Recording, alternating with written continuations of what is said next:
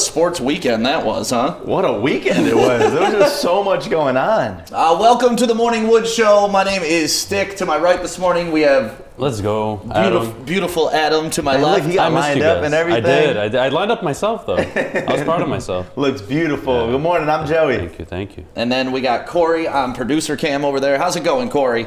You feeling good? Corey was in Ford Field. Corey was in Ford Field yesterday once again. His two experiences as a reporter inside Ford Field, not ideal. No, ass kicking against the Buccaneers, and then too much bullshit going on yesterday. I'm sorry, Corey. I'm sorry you had to experience that. It's okay. It happens. Just at least it wasn't another historic Tom Brady ass kicking, so we're good. But we got a lot of stuff to get to today. Not only have the Pistons played a couple games since we were last on, but the college football playoff series happened, and we know who's going to be in the national championship game. The Lions season came to an end yesterday, and then, of course, we now know what the NFL playoff mashups are going to look like. Oh my gosh. It's like some of those games I'm looking like, they made it? Right. Yeah, but the AFC, it looks scary. Every game looks like a hard game, man. The AFC is intense. So let's get into some of those games. I mean, so much funny stuff happened over the weekend. We got some great videos to show you today too. But let's get right into the playoff matchups because that's what we all came for, baby. It's right. Time. It's like this is like Christmas Eve almost. Can I just start off with my first mistake of 2021? Uh-oh. I literally tweeted, first Monday of 2020, good morning. I was like, no. You already got the 2021 thing messed up? I just left it. I didn't even want to delete it. I just left it and I said, oops, I mean 2021. I'm not going to shit on Joey. When I was in school, I used to mess that up all the time. All the time. Yeah, remember when you used to have to write checks? Back in the old days. Now you just do that mobile bank deposit. Right, now you just tap the card and you're good to go. So let's get into the AFC playoffs because, the NFC is going to be some matchups, but the AFC, I feel like every single game in the AFC is going to be awesome to watch. I mean, obviously the Kansas City Chiefs get their bye. Yep. As they earn it. The champs earned it, so they get their bye. Well deserved. But the first game, and this is going to be interesting with me and Adam because it's my team versus his team. Wait, what? Essentially. I guess. We got the Colts versus the Buffalo Bills. Yeah. Okay. What? I like the Colts. I know you like the Colts. You love the Bills. Well, they earned my love. God, they played amazing this year. And in any other season prior, they'd have a bye week. Right. It's a tough matchup, though. This is insane. Jonathan Taylor's coming off a career year and a franchise record with 253 yards rushing. Damn right. 2 touchdowns. We'll get into that later with the fantasy aspect of it. Yeah, if you didn't see on Friday's show, we all picked a daily fantasy lineup, and I think we all did pretty well this weekend. Yeah, my dumbass forgot to lock in the lineups, and we could have made some good money. Yeah, but the one time we all play as the same team, and Adam forgets to put it in. We were watching all these games, excited, like, ooh, we win some good money. Dude, such a bad thing. But yeah, the Bills, my opinion, Josh Allen is number 2 in my voting for MVP. Obviously, Aaron Rodgers at 1. Bills are just playing at a different level right now. I don't think the Colts can hang. Surprisingly, they scored the 4th or I believe the 5th most points in the NFL this year. It makes no sense. With Phillip Rivers, he's thrown over 4,000 yards. The Colts are just a weird team.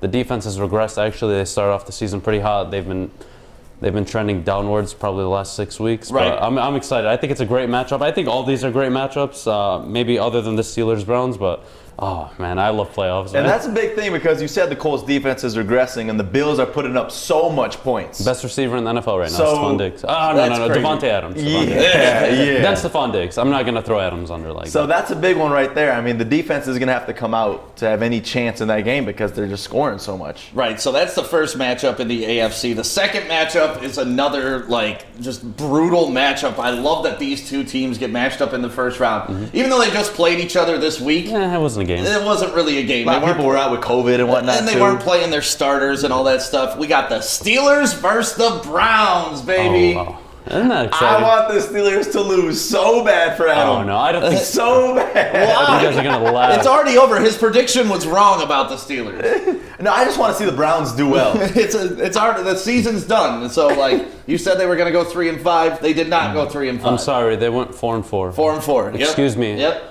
Excuse me, guys. I'm so sorry that I was so wrong about the Steelers. Wrong is When wrong. they were At least you 11-0, I admitted it. told you how inconsistent and bad of a football team they are. Having said that, Do you think they're going to beat the Browns? Oh yeah, definitely. They have the best defensive player of the year, in my opinion, T.J. Watt. Yep. Unbelievable play. They have a more dynamic offense than Cleveland. Cleveland actually is the only team in the playoffs right now, and let's keep in mind that the Bears and the Washington football team are in the playoffs right now. Ugh. But the Browns are actually the only team that have a lot more points than they've scored. So they have a minus point ratio, and that blew my mind. Wait. So, huh? They've And given they're up more 11 and points. 5. They're Yeah. an 11 and 5 football team that is, over the whole course of the season, has been outscored. So in those 5 games, they gave up so many points that. That it overshadowed their wins. Wow. Right. Yep.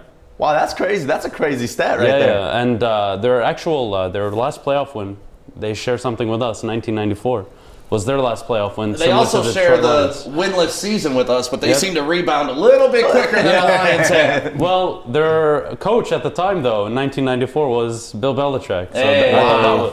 that was crazy. But yeah, 26 years now. 26 years without a playoff win for the Browns. I don't think they get it this year. Steelers are just a better football team, but Damn right they are. It's just a cool comeback story, like for Oh, the yeah. Browns. yeah. To see them, what they've gone through, because I mean, you could compare them to the Lions in so many ways. In every way possible, every way. And it's like, to have this rebound of a season, it's like, what? Yes. That just means that the Lions got their rebound coming soon, right? I don't think that guarantees anything, but for the Browns, you got to win in the playoffs. It's not just getting there that's an accomplishment. I think we've learned that as Lions fans. We've made the playoffs. We just don't do anything in them.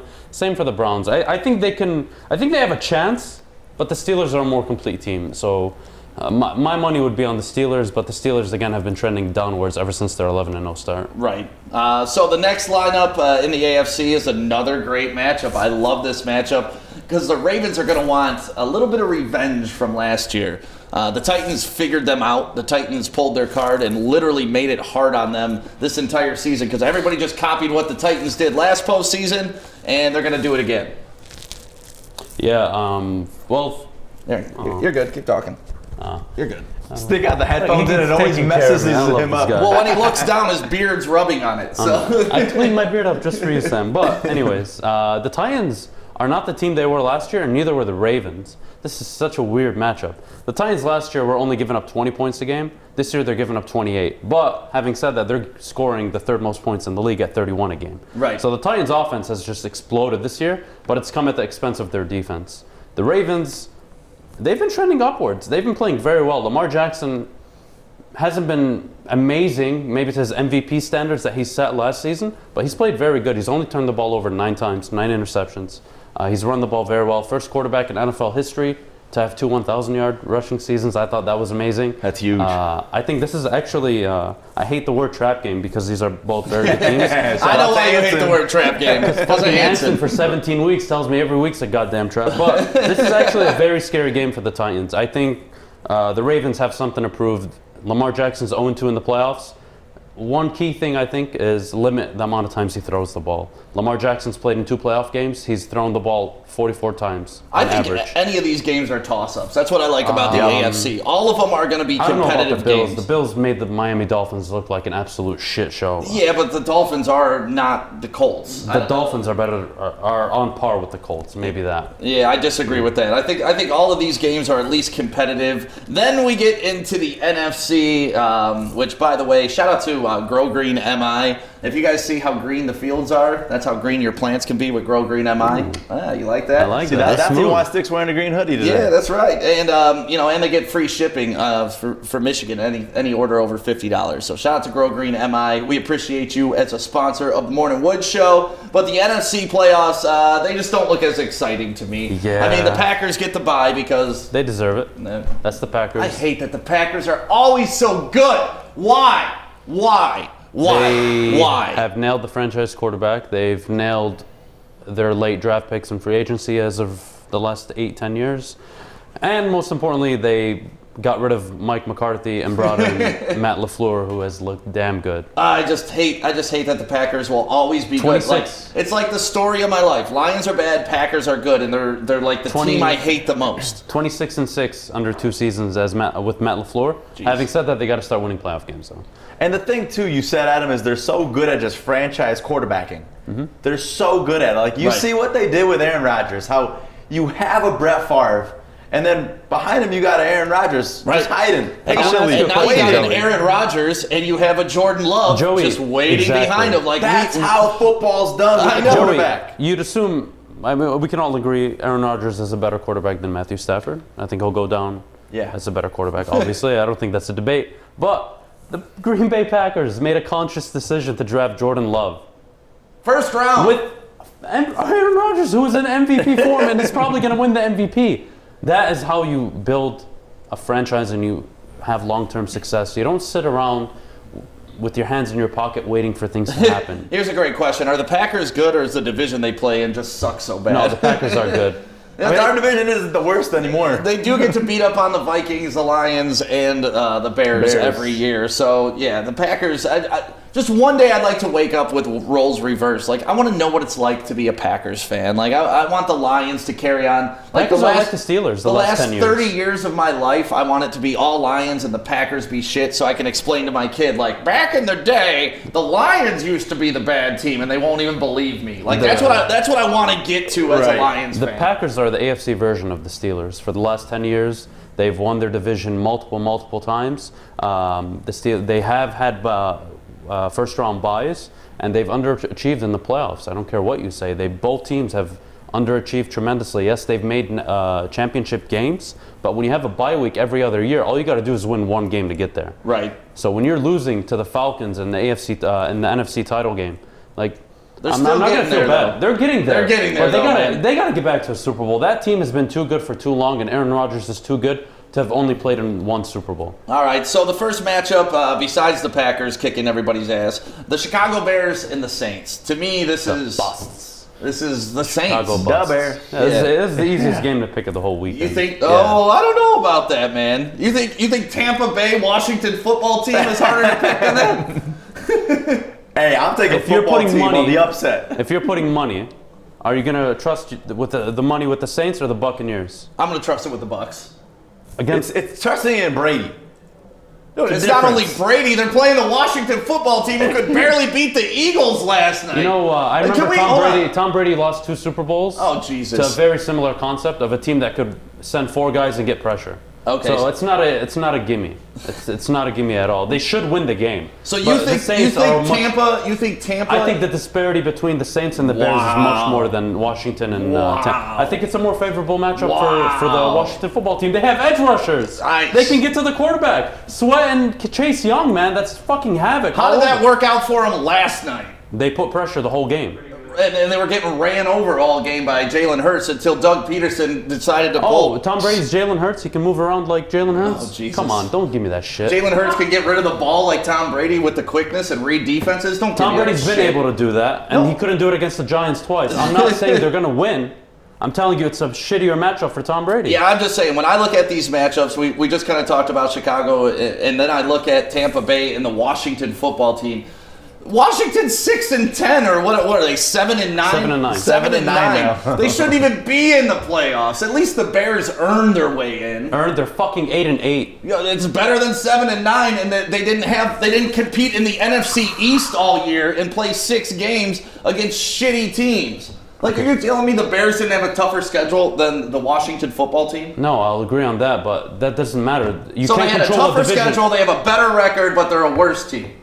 I didn't say they're a worse team. Stop putting words in my mouth. We do this every morning and you keep talking out of your ass. All I'm telling you is that the Washington defense can pose a bigger threat to Tom Brady than the Chicago Bears can to the Saints. Yeah. It's that simple. Saints actually have a good defense. The Bucs defense has been suspect all fucking season. I'm just 100%. When I look at this, you're 100% wrong. Yeah. Well, we'll find out on Sunday, and I mean it'll prove which way. But I guarantee Vegas has a bigger spread between Washington and Tampa. Can you find that out, Corey? Yeah. Can we have a producer look that up real quick? The line for the Chicago Bears, New Orleans Saints, and the line for the Tampa Bay Buccaneers, Washington football team. Because to me, no one from the NFC East should even be in the playoffs. I agree with that, but that doesn't. You can't change that. I know. I don't know what we're doing here. What my point is you agree that none of them should be in the playoffs because they're shitty teams. No, right? It's their division. There's nothing you can do. The Seahawks made the playoffs at 7-8-1 before. we can't keep doing this. This happens every 8-10 years. Like, we can't control this. I get that. They're going to lose. That shit. Yeah, they're going to lose. They're going to get their ass kicked. That's what I'm saying. Like, Okay. I think it's going to be an absolute ass I want to know the line on that. All right, We got Adam on it right now. All right, thank you. So Washington football Alex. team is a +7. So Washington football team is a +7. Okay, so Tampa Bay's favored by 7. Okay, what are the Saints favored by? And the Saints -8.5. Ooh, all right. Well, What do I got to do more? what do you got to do more? I guarantee Vegas I'm- agrees with me. Vegas agrees with me. Vegas agrees. That doesn't mean they're right. All right. That doesn't mean they're right. All right. So then the third game in the NFC is LA versus Seattle. I love this game. I think it's That's gonna be a fun game. It's going to be. This is the only game I really care about watching in the NFC? In the NFC. Yeah, I think it's the most competitive game. We'll see if Jared Goff plays. I don't think he does, but I mean, I had the Rams over to the Cardinals in Week 17 for a reason. Their defense, the number one defense in the NFL, they put a tremendous amount of pressure. In my opinion, Aaron Donald should be second in the Defensive Player of the Year voting. He has been a menace all season. Everybody's calling for Adam to slam the table right It's now. coming. They see it. They see. Yeah. They're watching Yeah. the red go Yeah. right up to Yeah. here, and then It's once it gets coming. here, We that's might when get there by the end of the hour, guys. that's when the fist comes down. The iron fist of fury from Adam will come out this morning. I guarantee it. Fun fact, Yes, the Rams have only given up 18.5 points a game this season. they got a Their defense is badass. Considering they won that game without Cooper Kupp, I know Kyler Murray went down, and that really changed the game for them, but God, I love the job that Sean McVay's doing there. Yeah, Jalen Ramsey. Can we like that guy is just a He's earned it. stud, absolute stud, shut down cornerback. Like when he was following around Hopkins yesterday, Hopkins could get no shine. Hopkins lost his shit. He got an offensive pass interference Right. call, and then right after the next play, he went and got an unsportsmanlike conduct call, and it totally fucked the team over. Dude, and then they tried to move Hopkins onto the right side And of he the fucking offense where he fouled never his ass. plays. No, they did, and he only got 6 yards on the play, and that was it. Like I was like, all right, let's put him back on the left, get his ass shut down again. Like to me, that would be scary if remember Kelvin? Did Dude, you Jalen- ever remember Kelvin getting shut Never. down by one specific cornerback like that? Speaking of never. Calvin, I'm so glad you brought this up. Speaking of mini Megatron, apparently, DK Metcalf, I believe in Week 13, got shut down to only 2 catches against Jalen Ramsey and the Rams. Ramsey's when the a Rams beast. did beat the Seahawks, so Ramsey- Jalen Ramsey's that guy. He's playing to that level, so good for him. Yeah, he's an absolute monster.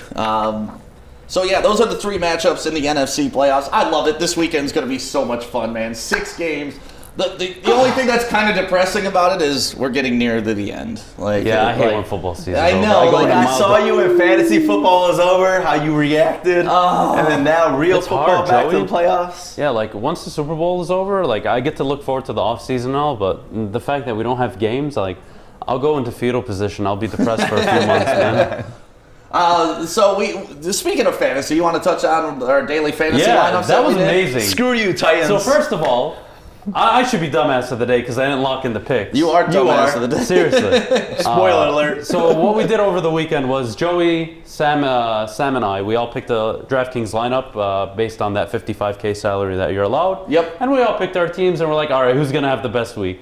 You can go ahead and read it off if you want. The lineup, so Adam had Baker Mayfield, Derrick Henry, Jonathan Taylor, Justin Jefferson, Jerry Jeudy, Davis, the wide receiver. Then you got Schultz, DeAndre Swift, and the Cowboys defense. I had Drew Lock, David Montgomery, Jonathan Taylor, Jefferson, Laviska Shenault, Amari Cooper, Schultz, Dobbins, and the Vikings defense. And Joey had Tua, Dobbins, Gordon, Jefferson, Lockett, Marquise Brown, Jonnu Smith, We all went DeAndre off. Swift, and the Vikings. Everybody went off. We all did great. I was explaining to these guys on DraftKings, if you're anywhere above 150, 155, you win your money back plus some. So the fact that you got to these numbers, like that was a significant amount of money you would have won if you put money in. So here's how we placed, which is hilarious to me.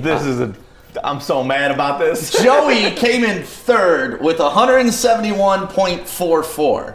I came in second with 171.86. I beat Joey by 5 yards. Give me some love. So Jonnu Smith had one Jonnu catch, Smith. right? 8 yards. Yeah, the Vikings screwed both of us. So if he could have done one little deke or something, got 5 more on the yak. One more catch, even if it was for a loss, anything could have helped Joey. I wouldn't have been the first place, but I at least would have had bragging rights over Stick. And then Adam had a great week with 208.84 points. That's right. How much money did that win you, Adam? Unfortunately, none. I didn't block in our lines. Dumbass. I still beat you guys. You had one job to do, and that was to put these I in was the doing daily it that fantasy. morning, too. I just got caught up with the goddamn show. That's why we were pissed. We were like, dude, we saw you doing We it. literally saw you putting these lineups in, and you still did not get them in. I'll gladly take dumbass of the day today. I'm sorry, guys. So I guess we got to talk about the Lions. Yeah, we have to. We got to talk time? about. What do you want to talk about first? Corey, do you have the play? Can we address the play first? Because I think that's the biggest takeaway from this game. See, but before you get into this play, I got to talk about the LOI Center because I want to hook them up with the referees of this game because I don't know what the heck they saw. So referees, this goes out to you. I know Dr. Yeldo's here in Michigan. He's got a whole bunch of locations, but we all will gladly fly you back here. Because that is clearly not roughing the passer. It is not. So I need you to call right now and get a free evaluation of custom LASIK at 1-800-398-EYES or go to YellowEyeCenter.com. A special message to you referees. What's crazy to me is the referees fucking doubled down on that and said, oh, he put his whole body weight on him. Those are the rules. You can't do that. And it's like... How are you supposed to... Do you have that play, Corey? Yeah, it's playing. Yeah, how are you supposed to tackle somebody and not follow through? I don't understand it.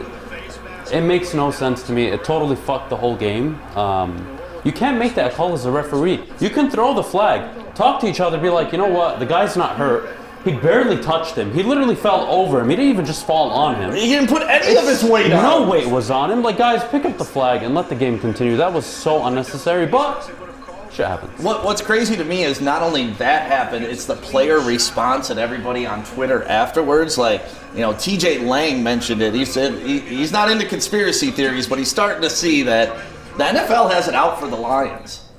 And it's like, when you talk about TJ, we're going to get him on, by the way, at 9 o'clock because he's pissed about it. So we want to see what he has to say about it.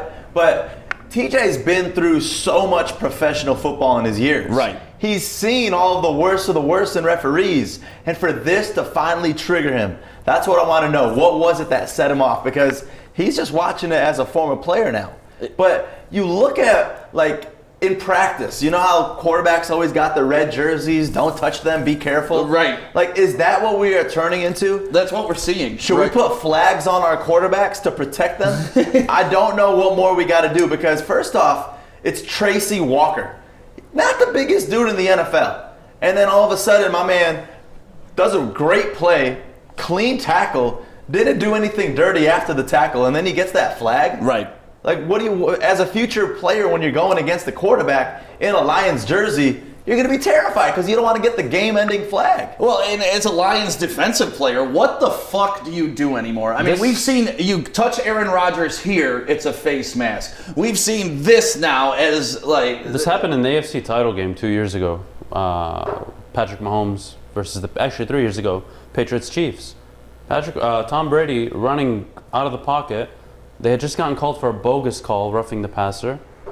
And the defender froze. He wasn't going to tackle Tom Brady because he was scared he was going to get a goddamn roughing the passer call. Right. And this same shit keeps happening, and it's just unnecessary. And you honestly, have to play football and get hit. It's part of the game, man. And I know we were talking about the Giants beating the Patriots earlier, but even that Eli Manning play to David Tyree, like, He got pummeled. They had him, and I feel like they let him go because they didn't want to get, and it turned into one of the greatest plays of the Super Bowl of all time. But that's a repercussion of calling these bullshit penalties, and especially on the Lions in this situation.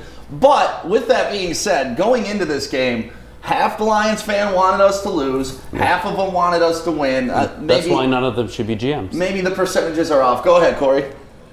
I mean, okay, look, I understand the whole wanting to lose for the draft pick and all of that stuff. I don't. I mean, I don't like it, right? But I understand the argument. With that being said, there has to come a point in time where the Lions, one of the Lions coaches, interim or not, is going to have to show some emotion about these calls because it seems like year after year, the NFL rewrites the rule book on the Lions. It's not conjecture. It's every year it seems like the Lions are on the face of a call where there's a national outrage. So something just got to be done about that.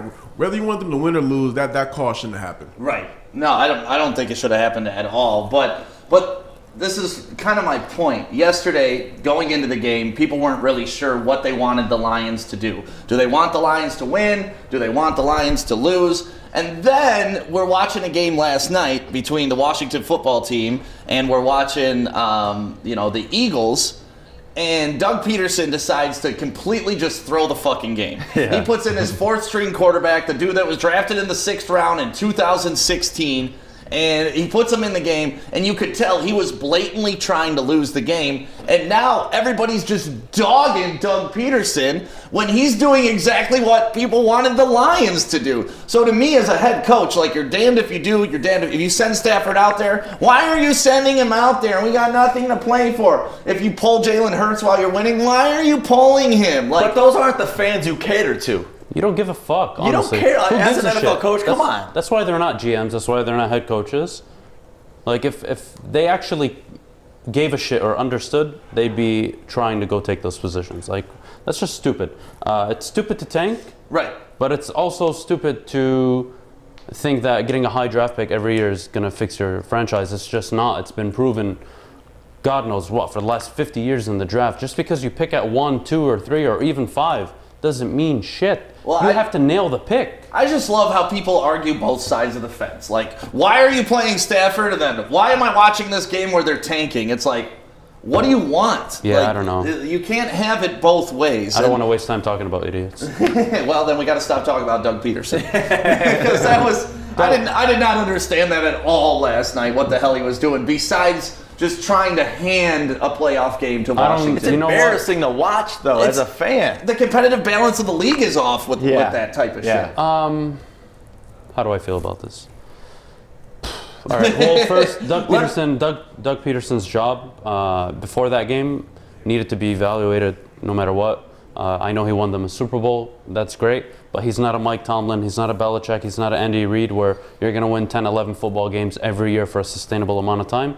But after last night's game, what the fuck? Yeah. Jalen Hurts isn't going to fix that franchise because they have $30 million in cap invested into Carson Wentz. That is so crazy to me. So crazy to me. I don't know. I feel like they're going in circles right now. They have no idea what they're going to do. Right. And we'll see what happens. I always pose these questions, though. Would you rather be the Eagles right now with that Super Bowl in your back pocket from a couple years ago or the Lions? Well...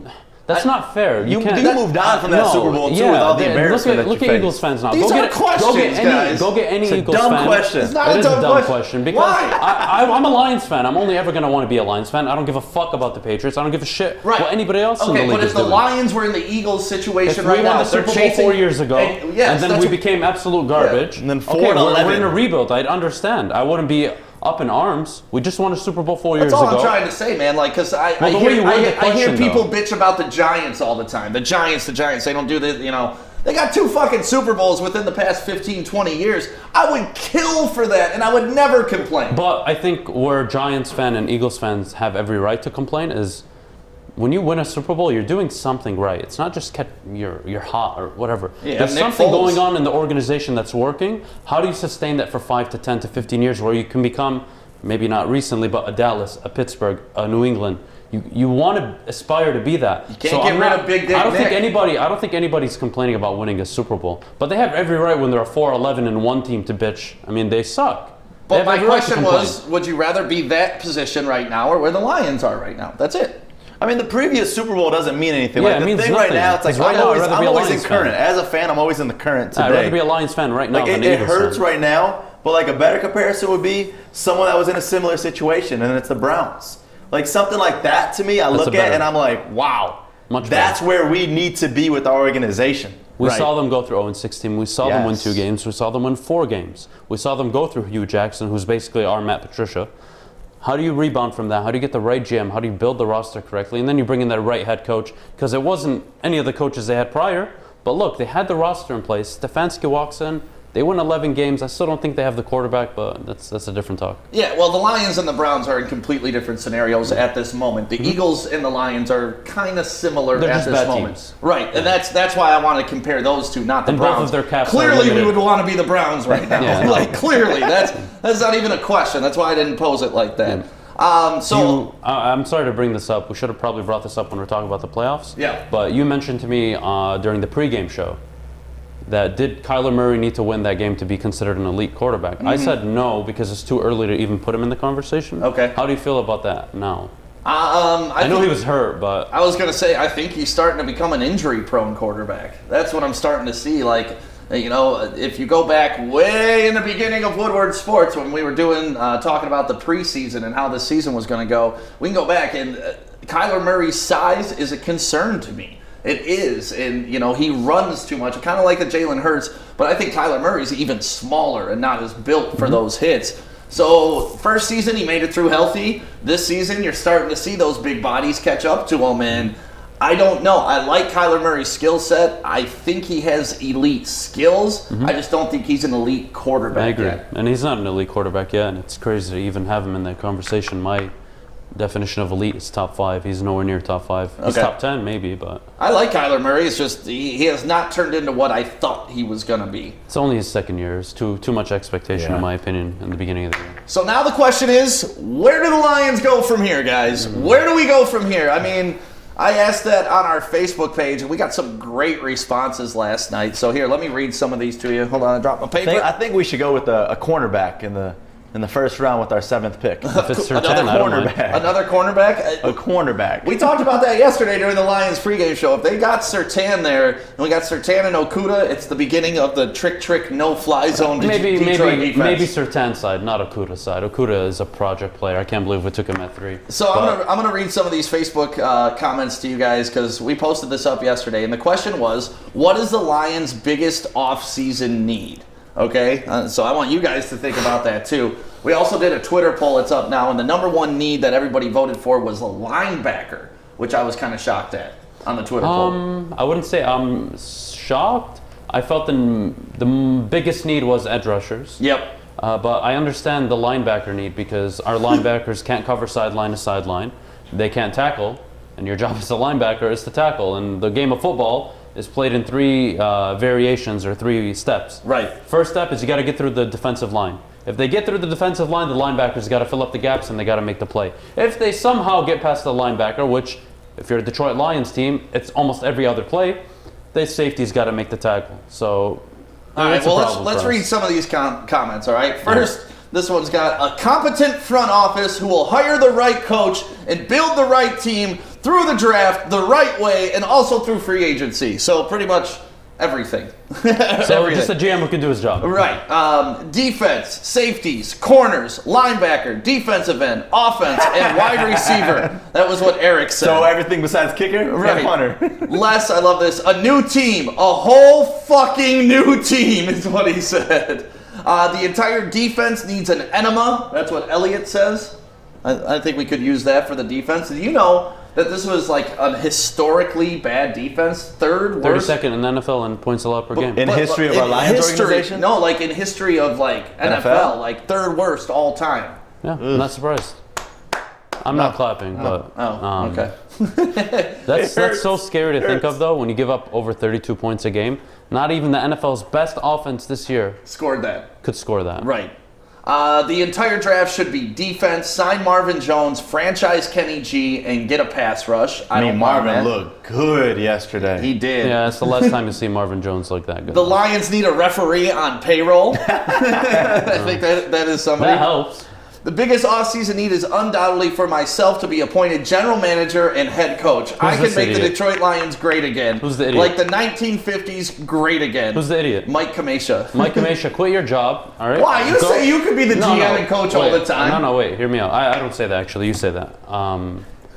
What's his name, Mike Kamishka? He's turning into Sure. pound the paper. I'm starting to get frustrated with this guy. If you really want to be a GM, You got a dryer sheet in your shirt? What is that? Go get an internship in an organization. Is that a dryer sheet? Why are you guys interrupting me? What the fuck?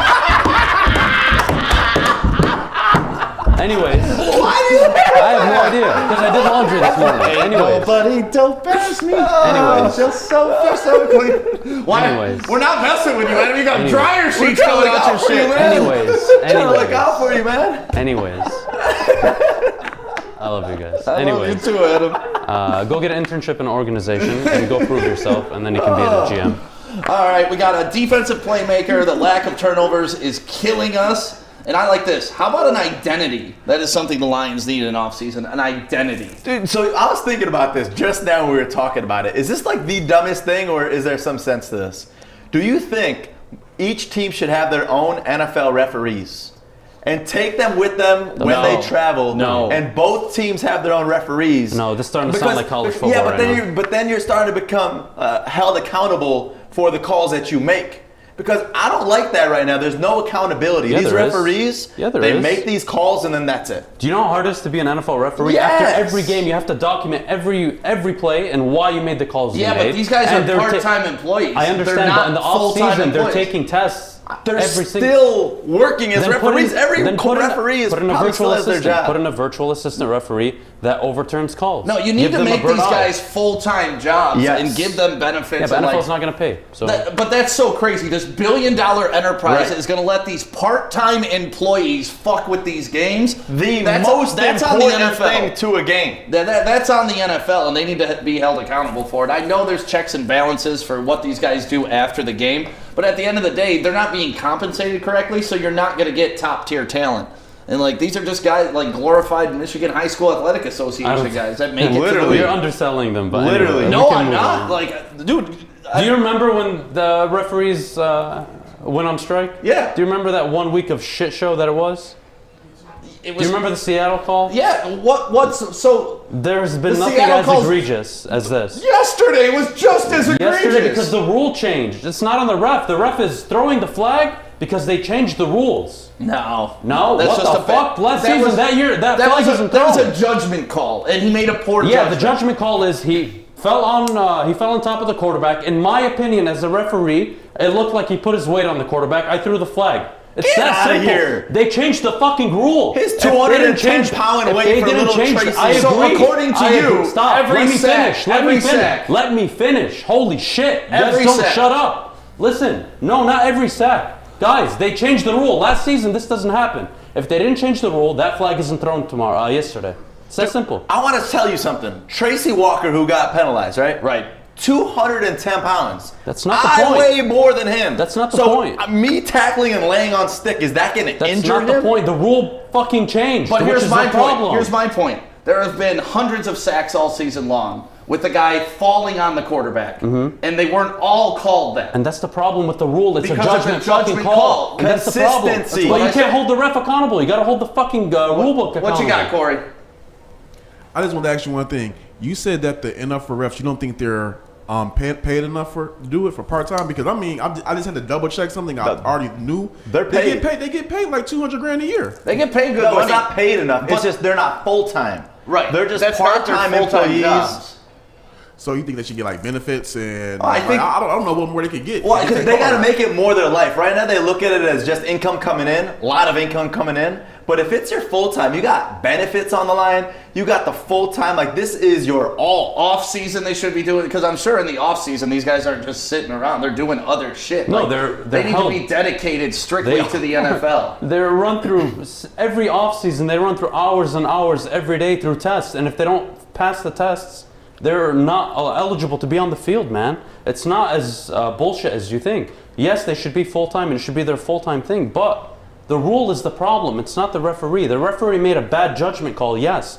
They should have huddled together and overturned it. But that doesn't change the fact that the problem If the is the rule. referees are making The problem bad is the judgment rule. calls, it's the referee's fault. The problem is the rule. What that do you mean put the ref in rule? Rules become rules because it happens against the Lion, and then all of a sudden they want to make it a don't rule. know shit. Oh my god. The rule is the problem. The rule eliminates defensive players You're from talking sacking out a of both quarterback. sides of your mouth. No, I'm not. You're You saying- guys aren't fucking listening. That's the problem. No, you're not listening. That's the fucking No, problem. it's not. This What are is you talking This is about? what's happening. You're saying it's the rule, but the referee made a shitty judgment call. I'm saying yes, it's on Because the referee making the shitty rule is the problem. It put him in that position to make that shitty fucking call. Yes, Why do the we ref not made see it more? Why do we only see it against I hold the Lions? person accountable for making the shitty call. All right, that's all. That's I fine. hold the referee accountable, not the rule. All right. Because not every sack turns into that. That's fine.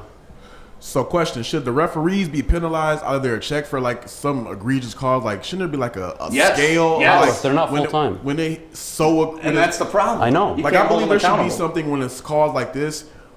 The team can challenge it like after the game. I mean, it's not going to change the course of. It's not going Right. to change it during the course of the game, but afterwards the team can file like a grievance or whatever. And then if they, the league office agrees that it was a bad call, that referee should be penalized. At least later on down the line, referees would know that their paychecks can be affected by making such Horrible calls. blatantly Like bad not calls. borderline calls, just horrible. Like what happened to the Saints in the playoffs. Like that is a finable offense. You should lose your job. Like what happened to Armando Galarraga when he lost his perfect game. That is a fireable offense. Like you are ruining lives. You're ruining lives, and there's no accountability for them.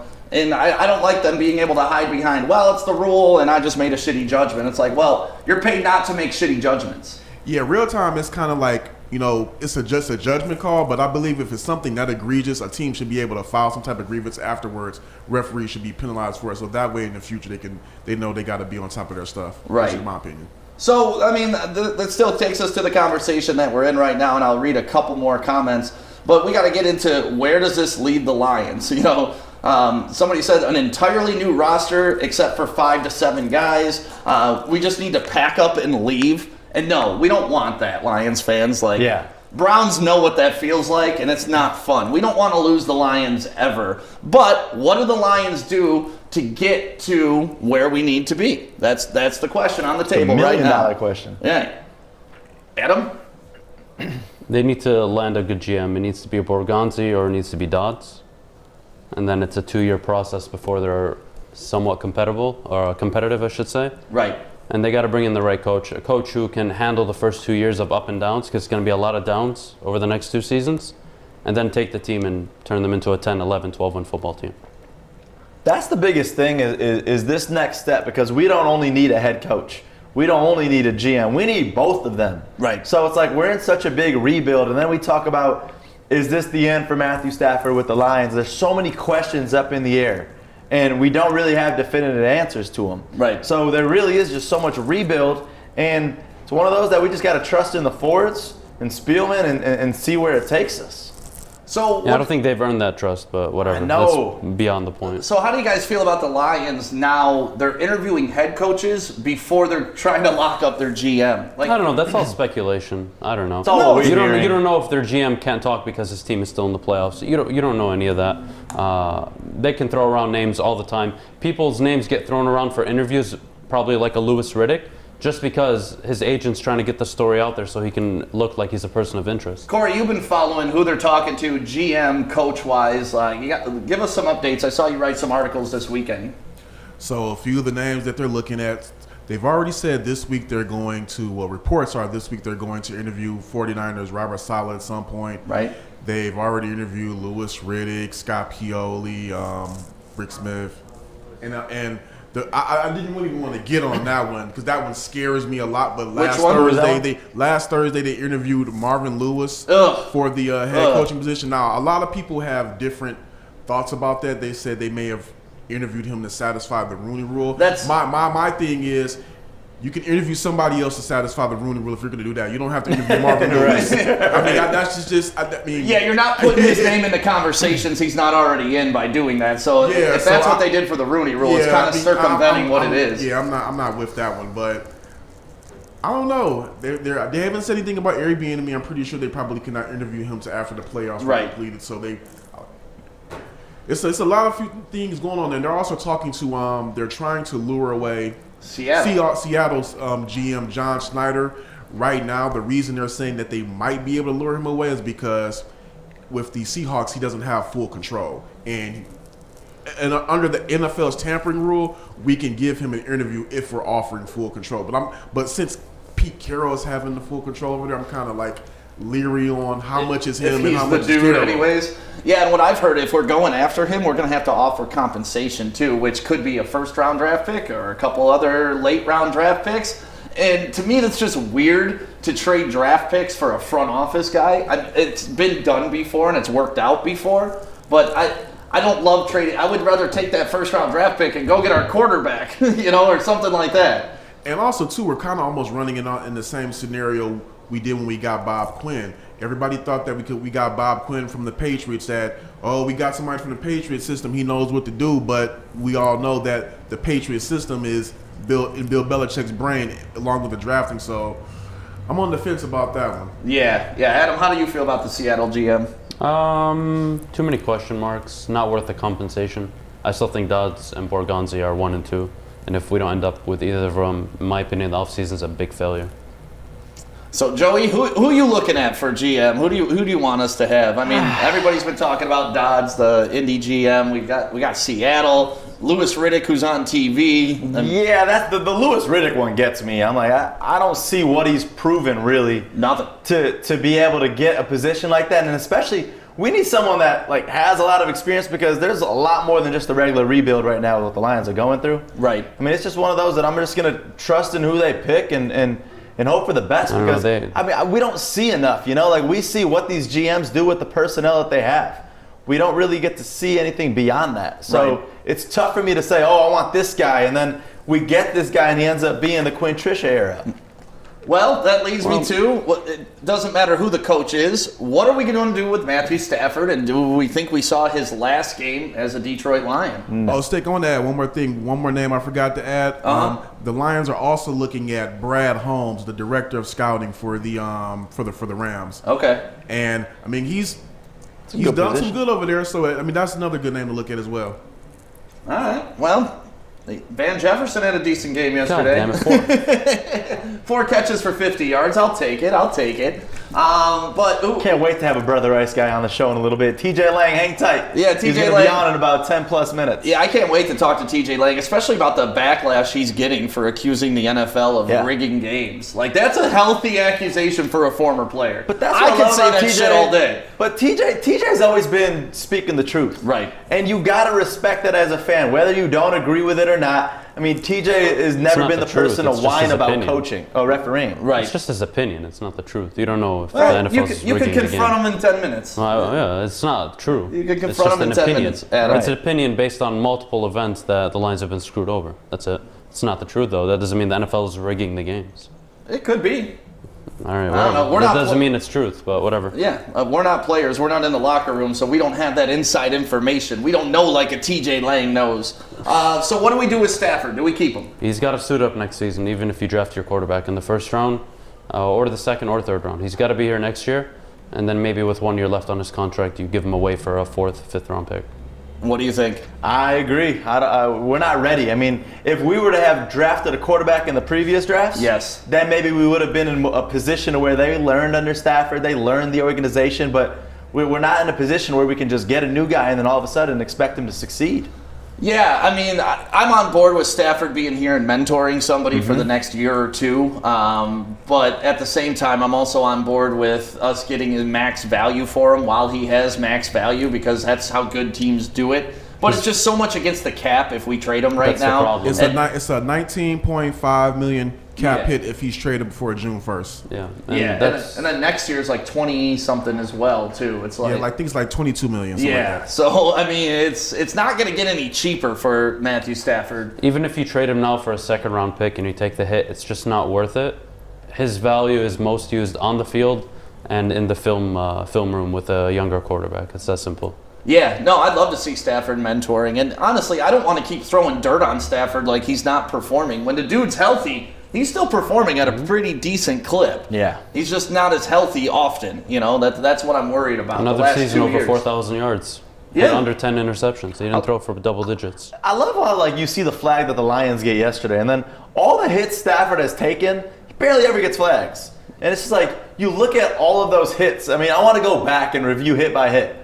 Oh, I mean, if you There's applied so many flags. that goes back to our conversation. If you applied what happened yesterday as a penalty, there would be probably 70 more roughing the passer Which is why it penalties was a throughout the horrible season. call. Yeah, horrible call. But again, this is the problem with judgment rules. I know, but that's what goes on in your head as a fan when it loses you the game. It leaves the decision to be made right or wrong in the ref's hands. And if they make the wrong decision, which clearly they did, and I'm so surprised they didn't huddle up and figure it out together, that's what happens. Well, it costs teams games. It's not only quarterback we got decisions to make, and we also got to worry about wide receiver. Yesterday Marvin Jones becomes third all-time in Lions touchdowns receiving, which is pretty cool. He's got 35. It's a record-ish, it's something, right? Then Galladay, we don't know. We haven't seen him play since, week 6? He's only played 5 games this year. Yeah. Sheesh. So what do the Lions do as the wide receiver? I mean, there's been talks of them drafting a wide receiver at 7 as well. Yeah, they've been talking a lot about, especially after the performance that Devonta Smith had the other day for Alabama. Yeah. That was another one that there's been some talk He might around. be the Heisman winner. Honestly, deserves it. The dude's been balling out. Yeah. But I don't think that's the position we need right now. I mean, it depends, though. So what do you we do got a with Galladay. We got to see what Galladay looks like in his future and his health. I think if we can get him for, I think we talked about this on the pregame, like if you can get him for 12, 13, you get him. If it's 19, we got to bail. Yeah, anything over 15 is way too much. You're overpaying for a receiver that, let's be honest, skill players go a long way. They don't win you championships. We've seen this happen with Randy Moss, with Terrell Owens. It doesn't matter how good your receiver is. You need to have the quarterback in place, you have to have the offensive line, and you need to have a defense. If you don't have any of those 3, you're not winning. So out of Galladay and Jones, who are you taking if you had to take one? Galladay. You either franchise him, although I don't like it because our cap is already limited. You either franchise him for a year and try to get a better deal, or you franchise him and you let him walk after next season. It gives you time to rebuild. Corey, you got any favorite player or favorite wide receiver in this? Because yesterday Marvin Jones balled out, man. I don't have any dog in the fight on this one, to be quite honest. I think that we've seen with Bevel taking over that there was really no problem with the offense or Stafford. It's really probably just protecting him in the scheme. So if they choose to keep Galladay, I'm with it. They choose to move on from him, I'm with it. I just want whoever comes in as GM to have a plan of what we're going to do, because if we're going to keep Stafford, they need, before drafting another receiver, they need to get protection from him, because he's getting injured because he's getting lit up. Right. And we're going to end up wasting the little bit of juice he has left in him on him getting creamed every game. So it's not cool. If you, backing up to what you said, Adam, if you right now you were faced with the decision, do you want to keep Kenny Galladay or Marvin Jones right now? Mm-hmm. You're picking Galladay? Yeah, of course. Marvin Jones is on the tail end of his career. He had a career performance. I mean, there's only like 2 years between them. Yeah, but it'll never happen again what Marvin Jones did yesterday against the Vikings. The Vikings have a crap defense. Marvin Jones can't go out and get you 8 catches, 90 yards, and a touchdown 10 games in the season like a top receiver. But are you worried that we haven't even seen what Galladay is going to look like? Right. Well, I don't think that's why I asked that. Again, Galladay's on his rookie contract. I'm just kind of worried about giving Galladay that deal, and we barely saw nothing from him this season. Again, team-friendly deal. You can cut him if he misses X amount of games with no cap hit. He's got to get paid between $12 and $13 million, and you can guarantee him maybe $28 to $32 million, but that's it. Yeah, see, he's never going to go for that. Well, he can go. Right, that's the thing. Like, you have no chance at getting Galladay like that. I think you have a chance at re-signing Jones Look to what happened that. to Dak. Dak wanted $40 million. He could have got 34, and he injured himself. Right, and now he's not even coming close. Well, he wasn't worth 40 before, but that's not the point. It's how long does Kenny Galladay want to play this game? I don't think he's a Michael Thomas. He's not a Stephon Diggs. He's none of these elite talented receivers. Could he be? I don't know. We've seen flashes, but nothing consistent where we got to keep him. Can we talk about the blatant disrespect that happened yesterday? Like the blatant disrespect that happened on the field yesterday? Which part? Amir Abdullah. I feel like there are a lot of moments goodness. Amir Abdullah pulling out the blade dance on Detroit, in Detroit. Like that. Corey, you saw it happen, right? Yeah, I saw it happen, and first off, I was kind of ticked off that Amir Abdullah's only 2 touchdowns of the season came against the Lions. That one, for one, messed me up. But then I'm like, okay, he scored. And I'm like, hold on, did he just do the blade dance? Yeah. And yeah, that was. Some people thought it was paying homage. Some people thought it was a diss. I thought it was two things can be true because it was. Explain the blade dance to people who don't understand the blade dance. All right, so Blade Icewood, late rapper from 7 Mile. He's unfortunately gunned down a couple decades ago. Yeah, I was like early 2000s. Yeah, early 2000s. And that's his signature dance, boss up move. And yeah, if you're from here, you know if you're from here, you're from the hood, you know what that move is all the time. And Amir Abdullah just rubbed it in our faces. Right. And the thing is, you look at Amir Abdullah, he's not from Detroit. I mean, if he's from Detroit, you do that. If you're from here's the gray area. If you play for the Lions or you're just from Detroit in general, go ahead and do it. I mean, even if you play for another team and you're from Detroit, you can hit that. Right. You not being from Detroit and you're doing that, it is a slap in the face. I don't care if you played here or not, but whatever. Well, I saw Joik address it too on our Instagram, and he tagged Amir Abdullah. So hopefully, I know him and Amir Abdullah are boys, so hopefully he can get Amir Abdullah on the show today and address it with him and find out if it was a respect thing or a disrespect thing. But Amir did comment back and say it was all love, so maybe he was just paying homage. But he did put on his own post, like, still got love for the D. And he said, if you know, you know. So okay, so at least it came with some respect. But at the time, I was like, this motherfucker. What is this shit? Just seeing it live was just that. It was like, no, not today, not here. And then the announcer right after that, as Corey mentioned, says, 2 touchdowns for Amir Abdullah in the season, both coming against his former team, the Lions. Oh, God, just to see that guy dancing all over us, it hurts. It definitely hurt. And I liked Amir when he was here, too. Like, I had high hopes for him out of Nebraska, but it just, as with every Lion running back since Barry Sanders, it didn't work out. It just has not worked out for us. So let's take a quick break, Corey. We'll be right back. And we're going to talk about Michigan, not only football, but basketball, too. Welcome to Grow Green, the green standard for garden supplies here in Michigan over the past 10 years. We offer the best gardening and lawn care products and have an extremely knowledgeable staff to help you create your dream garden or make your yard the envy of the neighborhood. Shop the store located in Whitmore Lake or online at growgreenmi.com. Delivery and curbside pickup available. Grow Green, making Michigan greener one grower at a time. We wake up every day with a choice. Keep going down the same unfulfilling path or start chasing the life we dream about. At Northwestern Tech, we want to make that choice easier by allowing you to keep working your job while training for a real career in heating and cooling. And our hands-on program is only 10.5 months. So getting in the field and building a career and actually waking up with a purpose could be a lot easier than you think. Northwestern Tech, the HVAC school that works.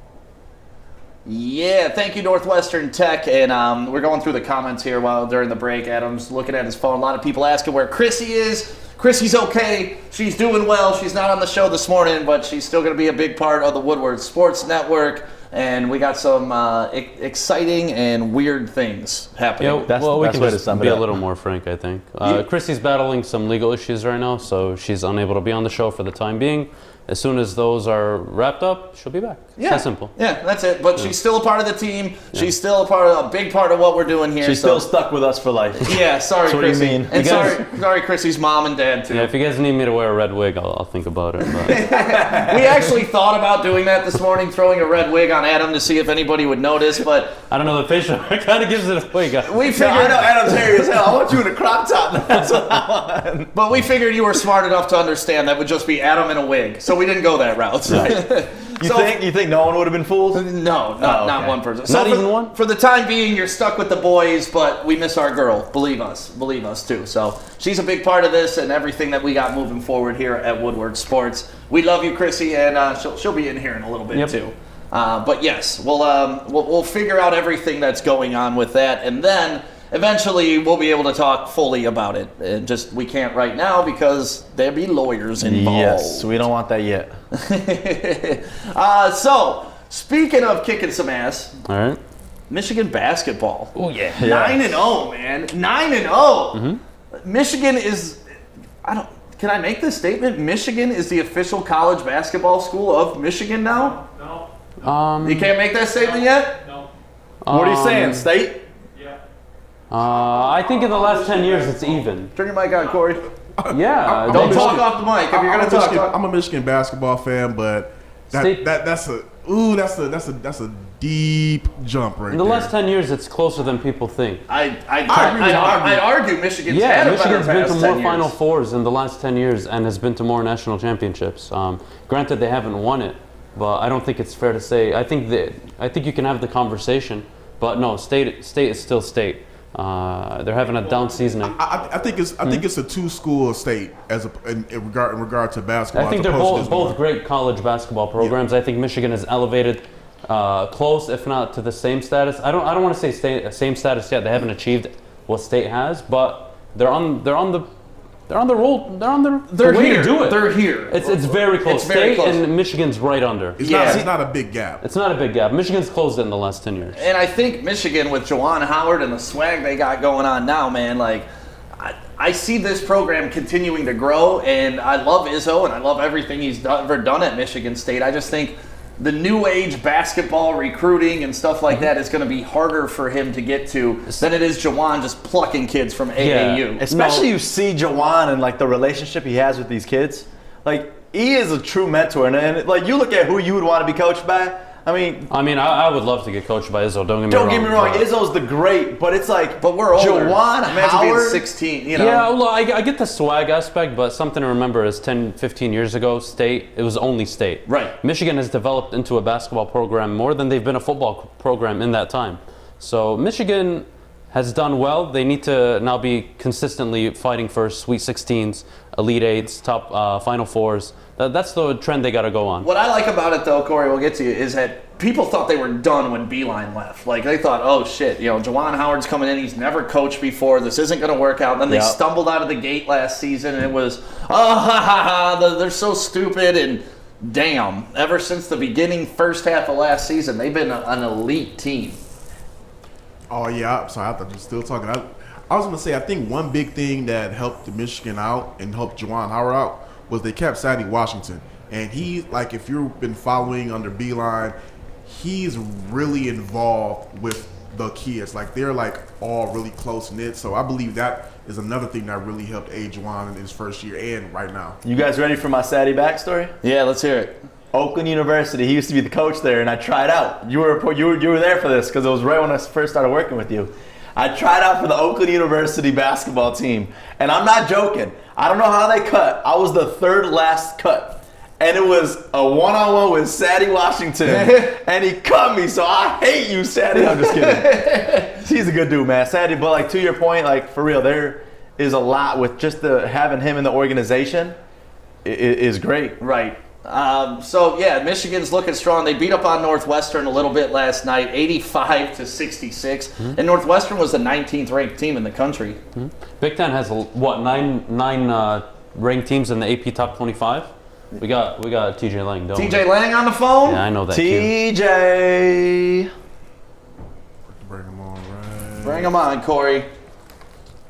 And for all who don't know, TJ Lang, obviously, he played at Brother Rice, Joey's old school, and then he went on to the pros. He played for the Packers, and now he's on the show talking to us. Hey, TJ.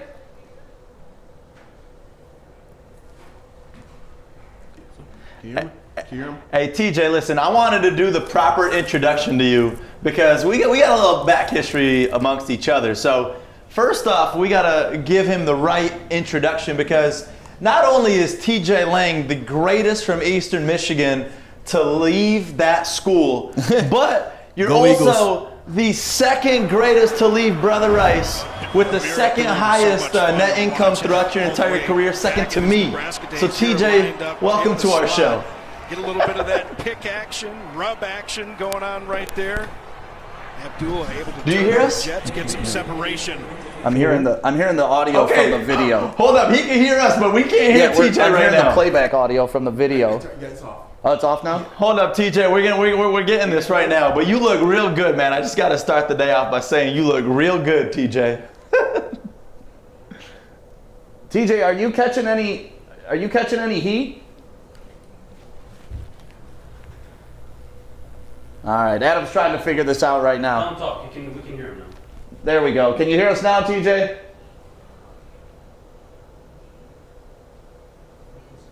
Yeah, we're not getting TJ on. Now you can. Go. You're good.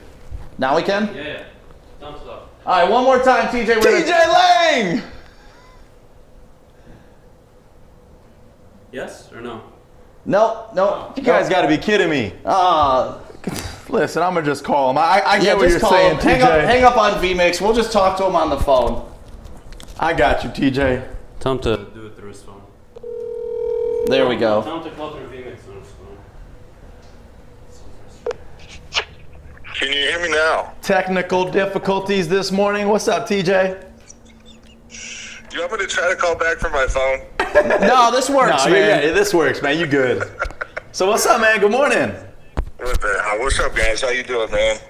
We are doing so well, and obviously yesterday was the end to the Detroit Lions season, and as a former Lion, there was something yesterday that we were all frustrated about, and we saw you taking the frustration out on Twitter, and we just wanted to talk about the end of the game and just have a couple questions about the Lions and where we go from here. Yeah, I was actually down at the game. I was doing the post-game show. I got there about halftime, and it was a pretty close game, and then all of a sudden, you get like the Marvin Jones call, you get this roughing the passer call, and you're just like, holy shit, man. Like, okay, those are two bad calls. Those would be like the two worst calls of the season for most NFL teams, and they happen in the same game. And it's just like, holy shit, man. And, all the Twitter was just going crazy. I think everybody who knows a fucking ounce about football knows that quarterback roughing call was probably the worst call they've seen in a long time watching football. It was just weird, man. And I don't know. I know I said some shit on Twitter about fixing games and whatnot. I don't know if I really believe in that, but I think there is something that these refs or the NFL, I think they look at the Lions at almost like they've always kind of been bad mentality, so you're just never going to get the benefit of any doubt when it comes to any calls like that.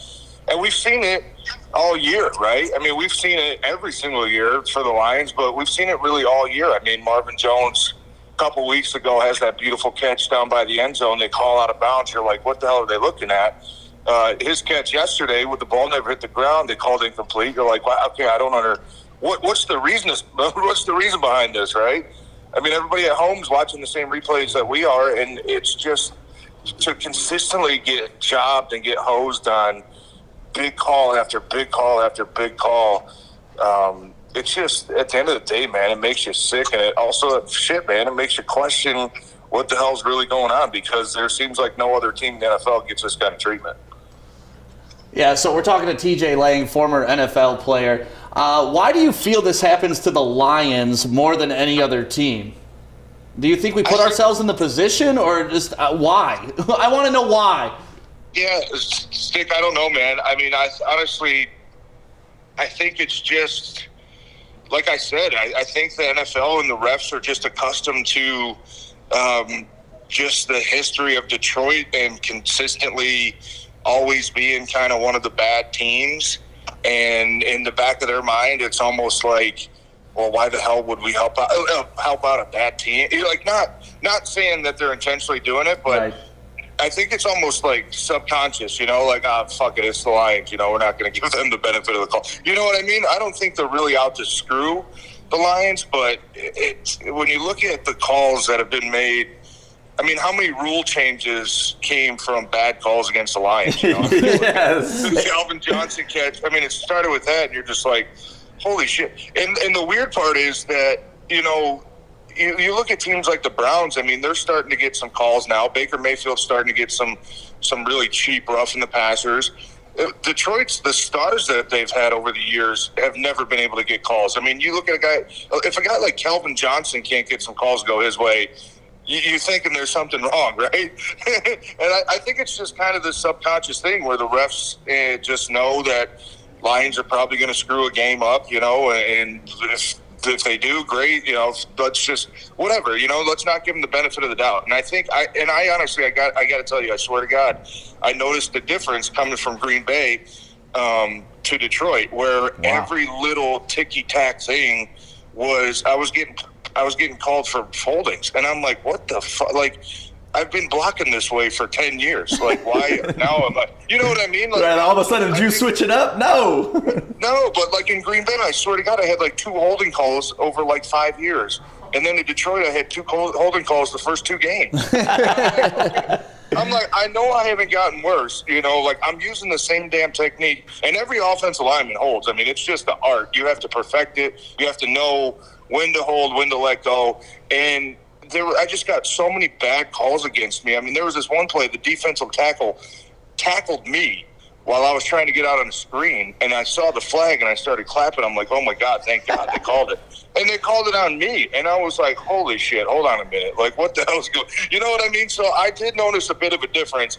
I don't know if that's a conscious thing that the refs are doing in games, but it makes you question it, man, because it always seems to come back to the Lions being on the wrong end of those calls. Yeah. Because you talked about the Browns. They were in a similar situation, and then all of a sudden there's that rebuild that the organization has, and now you see them in the playoffs, and then you see them getting calls. It's like, why? Like, I don't like how they just say the Lions were used to it, because as bad as it sounds, yesterday when I'm watching the play, like, I see that horrible flag to end the game against Tracy Walker, and then it was like, it didn't even hit me, because I was like, well, we're used to it. We're used to it. And yeah, you're almost used to it, right? And that's that's the sad part about being a fan, is that you're almost used to shit like that. That game after game, it's like, oh, here we go again. You know, another bad call. And not saying. I mean, yesterday was obviously a game that. I think a lot of us were kind of secretly hoping they lost. You know, new GM coming in, top 10 picks looks like a whole lot better than a top 12 pick. You know, it's sitting at 12 or 13. So, but still, it makes you sick, man. And the fact that, Joey, I know you're a huge Lions fan, the fact that you've kind of become accustomed to it and used to getting bad calls is probably more disturbing, right? Because that's not how it should be. You go into every football game thinking your team is going to have a fair shot to win the game. And look, the Lions had plenty of chances yesterday to go still win that game. They just didn't get it done. But when you add those 2 calls up, it makes it a lot tougher to get that job done. Exactly, and it is sad, but I mean, that's just the reality. And now we hope that we can have that rebuild that the Browns organization had. Yeah, I mean, and it's going to be interesting. I mean, I don't know. It looks like they're going to have the 7th pick. I think there's going to be a lot of really good. I think there's probably 4 or 5 really good quarterbacks coming out of this draft this year. If you could get one, I mean, that would be awesome.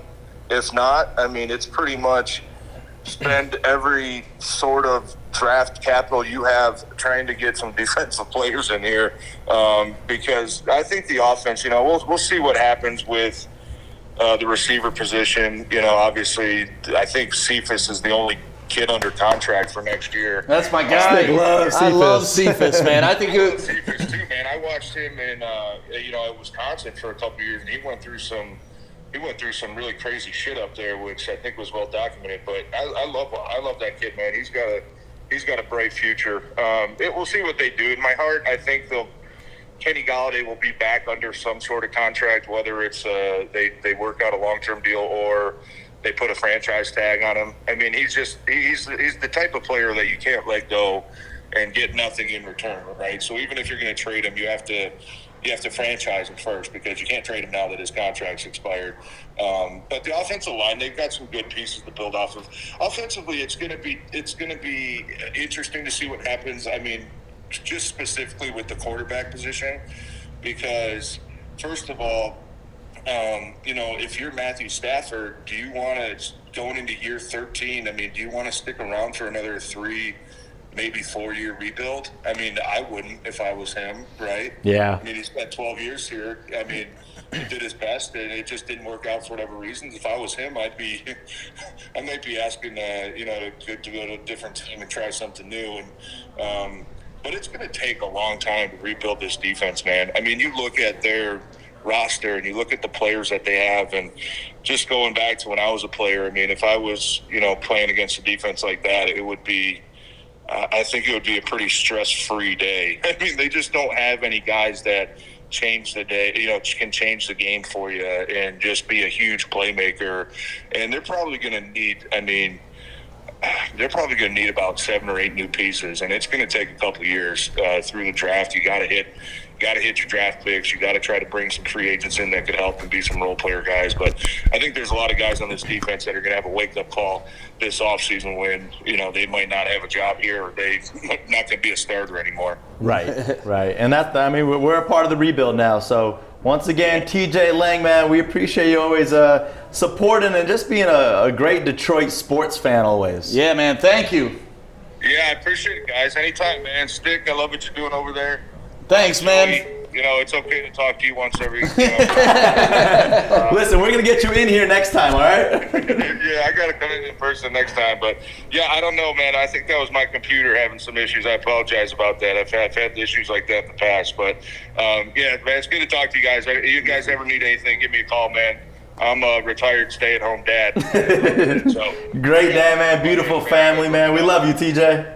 All right, brother. I'll talk to you. See you guys. All righty, see ya. I love how you're getting a call in the middle of that. So that Someone's prank calling me too. I'm getting no caller ID, but TJ Lang there, Detroit Lion and former Super Bowl champ with the Packers. And it's so funny for him to go from blocking for an Aaron Rodgers and getting all the calls to coming to Detroit and not getting any of the calls. Like it's crazy to me. And that's the thing, like he said, like he went his entire career over there with the Packers, not getting like that, and then he comes to Detroit, and then all of a sudden he's getting 2 in the first 2 games, and it's just, it really, like, when you hear it from an actual player, it hits different. Right. It hits different. It definitely does. And it's got to be tough for those guys to like reinvigorate in the huddle after getting screwed on a call like that. And then all of a sudden you got to go back out there, play the game, and you're going to get screwed again. And especially like he said, he comes from an Aaron Rodgers background where you get to carry that momentum when the shitty calls happen for you. And then you got to come here and fight when the calls aren't happening. It's just a weird setup in the NFL when it comes to that stuff. Yeah, that's what happens when you're a successful team over a long period of time. Refs get accustomed to giving you calls. Right. Yeah. And doesn't surprise me. And it's very clear that Detroit Lions do not get the call. We're hearing it from somebody who played for the Packers and the Lions. We are the victim. And like not the a victim, we're a victim of ourselves. If we're thinking, but like the Calvin Johnson rule, like he even mentioned it, TJ Lang did. Like, rules become rules because we commit them. Right. Yeah, they're not even rules till we do them. No. But to blame all of the Lions' failures on... No, not all the Lions' failures, but it's clear that some of them can be attributed to some shitty calls along the way. We've had shitty calls, but other than the Dallas game and Green Bay, I believe last season, they weren't in meaningful games. Right. Where the season was on the line or anything like that. Yeah. The Trey Flowers call last season. We win that game, that changes the whole tempo of the whole season. Listen, I'm a no excuses guy. Listen, there's going to be bad calls. It's going to happen. You got to play through it. But I'm just so sick of the Lions having to play through it. It would just be nice. One game, one season, we don't have to play through it, and we get the benefit of those calls. Right. We don't expect these refs to be perfect, but when it's game-deciding calls, right, like it's got to be better. That's all we're asking. We're not saying that it's fixed. We're not saying that. It's just, it sucks when you're the one always getting screwed. Right. So yeah, we were talking that we wanted to go back to the Lions because TJ Lang was going to hop on for us. And his tweet yesterday was, it got news report. People started picking it up, and he was calling the NFL out for rigging games. Obviously, he walked that back a little on the phone, said it's probably not rigging games. But at the same time, there's something. There's something there that shouldn't where there's be smoke, happening. there's fire. Right. And I want to read his tweet because I don't take it the wrong way, honestly. He said, I've never been a believer of fixed games in the NFL, but holy shit, I'm starting to now. So it's like, it's just that you could tell that that's coming out of frustration. Right. And he ended up saying Lions getting absolutely hosed with these calls, and it's a shame. It is. You can't deny with anything. So people that take that as saying, oh, the NFL's fixed is what he's saying, that's not what he meant. He's just saying that it's got to be better, especially for the Lions. Right. Well, we touched on the Lions a lot today, and then we were touching on Michigan basketball about how they were doing. Michigan football is also making some news right now. Hold on. I'm hearing all the intro, Corey. I'm hearing the intro audio. That's fine. Just continue. Okay, well, I'm going to take my headphones out It's then. it's all tripping today. Yeah, as long as it's not going Starting over the new year off right, guys. Good morning. Good morning. So, University of Michigan, their football team hasn't lived up to what everybody's wanted them to live up to over the past 4 years. And Jim Harbaugh got offered an extension. A big old fat extension. How do you feel about that, Joey? I mean, I truthfully think Harbaugh is not the answer for Michigan. Jeez. You do? No, continue. Finish your point. And it's just, I mean, we've had a lot of time with him here. Right. And it's like, and we talk about NFL as a different rebuild as opposed to college, because college, you have that opportunity to draft, to recruit who you want to recruit. And it's like you see that with Juwan Howard. He's recruiting people in just his short time that he's been with the Michigan organization. Right. But then you see Harbaugh in the same position. It just has not been successful. And, I mean, you got to base it off of the success that the team's having. And if we're not seeing it, you point fingers at the recruitment, you point fingers at the head coach. What you smiling about over there, Corey? The Harbaugh thing is, hold on. The Harbaugh thing for me is different. Yes, Harbaugh has to do a better job. They're not beating Ohio State occasionally like they have before. And Never are beating them. They're not beating any of the top teams. But with Harbaugh, you have to be careful what you wish for. If you let him go, you're going to go back to the 3 and 5 win team that you were with Brady Hoke and Rich Rodriguez. Now, Harbaugh did what I wanted him to do. He got rid of Don Brown. So that's step one in the right direction. Step two is figure out the offense with Josh Gaddis. They have the talent. They just have to figure out the scheme. But you get rid of Harbaugh, you're setting Michigan back. He has them where they've always been, a 9, 10, occasionally 11-win team. Right. That's always been Michigan.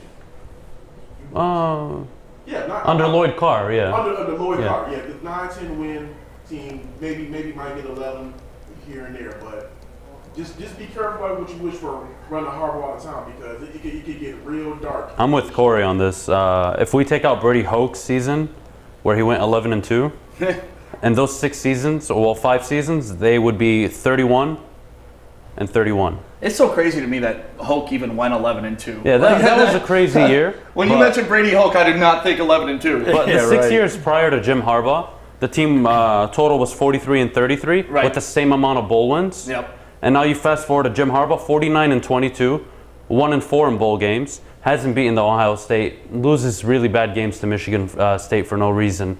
But people fantasize about Bo Schembechler and Lloyd Carr, and they forget that shit was 50 and 20 years ago. Yeah, it was a while ago. Michigan has not been what you think it has for the last 10, 15 years. Jim Harbaugh has somewhat brought them back to a respectable level where they were under Lloyd Carr. But where Jim Harbaugh has to take the next step, which is why he was brought here, is beat Ohio State, win a Big Ten championship game, and get into the college football playoff. That's the ultimate goal. But look at Jim Harbaugh, what he's done. He's gone to Stanford. Nobody expected Stanford to run the pack. He turned him around. I'm not saying he's not a great coach, by the way. That's not the point, he's an though. amazing coach. I was just saying as far as a fit. But then he goes to the Niners, takes them to Super Bowls. Again, he hasn't gotten the quarterback right, and I think firing Don Brown is a great first step. He needs to get the quarterback right, but let's also look at college football as a whole.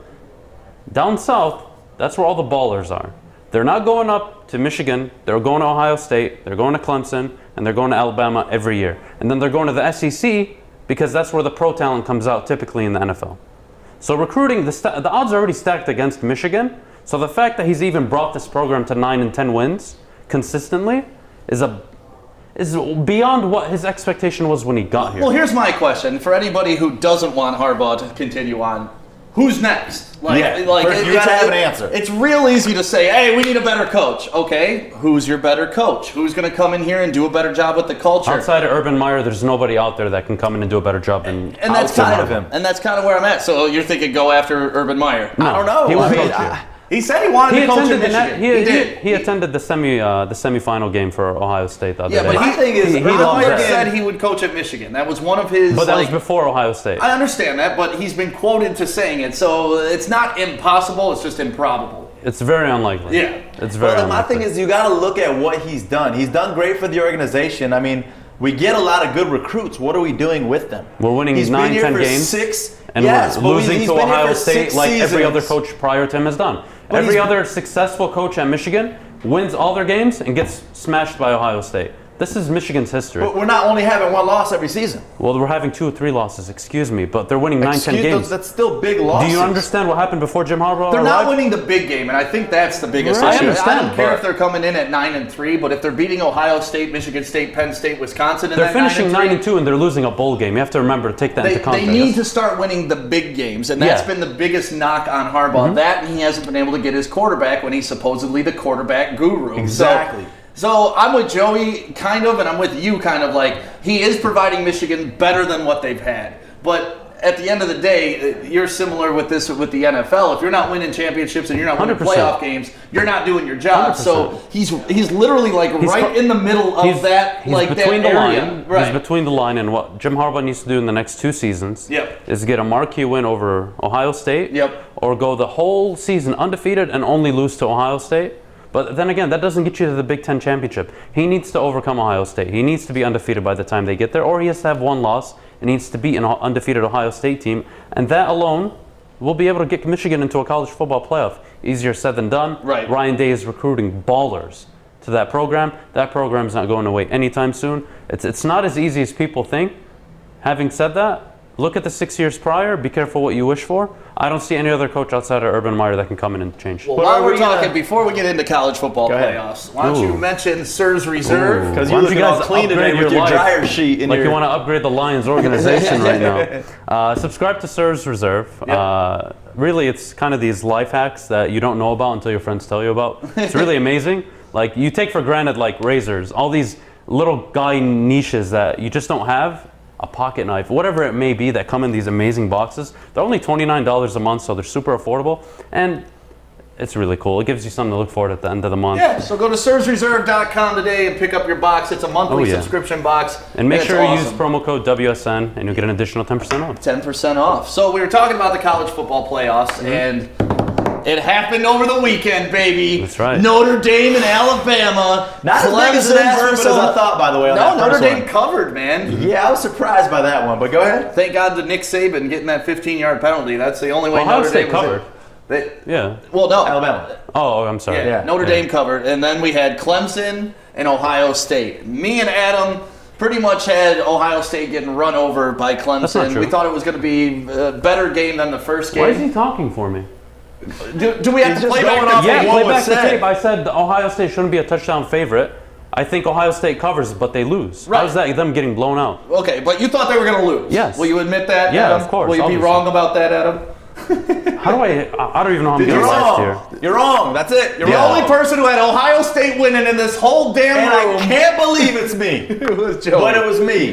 And Yeah. you cannot deny the talent that you see with this team. And honestly, when I said that they were going to win by a touchdown, I was just being conservative. No, you weren't. I was just being conservative. Now you're blowing smoke up here. I'm not. Like, this team, and I'm not a fan of Ohio State. I just see talent, and I'm talking about the talent that I'm seeing. Right. And when you beat Clemson the way that they beat them, and handed them their ass.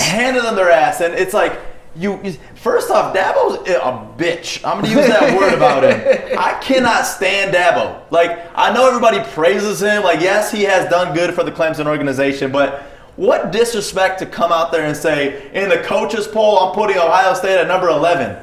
How? Because they've only played 6 games in the season because they were forced to because of COVID? See, I don't mind him saying that pregame, but when then he post. doubled down after Just they got their post. ass Be a whooped. man. You got your ass whooped. Yeah, like take Ass the beating. whooped. Take the beating. And it's just the disrespect. I mean, you see someone like him, and I had all praises for him too. Like, you said that pregame. I get it. Everybody's saying that Ohio State shouldn't have been where they were at. Right. I get it because you're looking on paper. But you can't take away how amazing this team is to beat the former champions. And it's just like... To Joey's point, I don't think there's a team in the country, not even Oklahoma, that could have gotten that 3 spot that would have beaten Clemson. Not even Notre Dame. And we saw that literally the week prior. Notre Dame got romped by Clemson. Texas A&M wouldn't have beaten Ohio. Ohio State would have beat Clemson. Ohio State would have put up 60 if they played A&M. Notre Dame beat Clemson. Notre Dame beat Clemson without Trevor Lawrence. Right, the first And time. when Then they the second replayed, time they whooped their replay with ass. the full roster, got their ass beat. Yeah. So again, to his point, Ohio State, deservedly number 3 in the polls. Do you give them a shot at Alabama now? I mean, they have their shot at Alabama. Do you give them Vegas a shot learned at their being lesson. in the game? Vegas opened them up at 11 points prior to the Clemson game. Okay. And now they're back at a 7, which is fair. So I think Vegas is giving Ohio State the respect they've earned. Yeah. Having said that, Alabama was fields, fucking acres ahead of the whole college program, every college program. Right. They've been. Yes. And now they have 2 Heisman hopefuls. They have the quarterback. They have a good defense. I don't know. If any team can beat Alabama, it's Ohio State with Justin Fields in the offense. Exactly, and it's not Coach Dabo. Sorry. It's not But Coach the Dabo. thing to it is, when you see the matchup right now, you would have said Alabama would destroy. And honestly, the whole world thought Clemson was going to destroy Ohio State. So I don't think everybody thought they would destroy them. But oh, that was the talk. I don't Before know. that game, the world was saying that they were going to get destroyed because they didn't deserve to be there. But you look at it as this now. You see Ohio State, and you see that feeling that they've had of being the underdogs and having the whole world against them. That's the biggest reason why I think Alabama is going to have it in dude, for stole them. my notes. Oh, Literally, that's exactly what I was going to say. The fact that they were underdogs going into Underdogs. Clemson right. favored them. It showed on the field. They played angry. And all week, they're going to hear Alabama's just better. Alabama's better. They're going to win. They're going to win. Alabama's better. And Ohio State could come out and shock everyone. They haven't proved they could win the big game under Ryan Day. I know he's only been there 2 years, but Right. that's kind of the hurdle. Can they do it? And if they can, they got Justin Fields. This is the year to do it. I'm excited for this matchup. I didn't think I wanted to see Clemson Alabama for the 97th time in 4 Literally. years. Like Just to have a rematch, swap winners. But with Justin Fields potentially becoming a Lion, it gives me some more intrigue in this game. Otherwise, I normally probably wouldn't care as much as I do. But we could be potentially watching the Lions, first. He doesn't last overall to 7. I don't know what ESPN and all these other idiots are He doing in doesn't their last market. 2-7 now, you're saying? No, he doesn't last to 7. There's no way. He goes in the top 3, top 4, especially if he balls out against Alabama. That's the There's- thing. There's no reality where Zach Wilson or Kyle Trash get taken No, ahead no, of it. Kyle Trash you'd be is down the amazed. list. You'd be amazed in mock drafts where he Yeah. is. Like, the disrespect on Justin Fields is amazing. He has way better footwork than people give him credit for. He goes through his progressions. And if you watch the damn game against Clemson, both his deep balls, he went through 2 progressions before he threw the damn deep So ball. spot on. He didn't eye him on. He didn't eye on his target and follow him the whole way. So, don't compare my boy to Dwayne Haskins or Like, here's Trevor the thing. Pryor. Like the way I look at it is, we're at this game. I want Ohio State not to do well. I don't want him to do well just so the Lions can get him. But it's like it doesn't work like that. Fields doesn't. No quarterback in the draft outside of Lawrence fixes these kind of teams that are that bad. If Justin Fields does fall to 7 and the Lions do take him, he's got to sit the first year. And you got to sit him to protect him. We don't have an offensive line. You have to go get offensive linemen. You have to get edge rushers. Your defense can't be giving up 33 points a game. It's just I'm looking at the unrealistic. draft order, and there's like 3 teams above us that need a quarterback. So that may take us out. Jacksonville clearly taking a quarterback, Yep, right? they're getting Lawrence. The Jets, you don't know if they're taking a quarterback. Well, they just or not. got rid of Adam Gase, so thank you for doing something right. They got rid of Gase, but you don't know if Sam Darnold's their future either. If the new coach is going to want him, if they're going to want to keep him around. And Jacksonville just fired Doug Marrone. Oh yeah, So, he gone. Urban Meyer. If Urban Meyer goes over there, he's definitely going to I probably pick mean, Fields. we tweeted about it this weekend. That's been the rumor. That's the all hot I've been story. seeing. What about Jim Harbaugh going?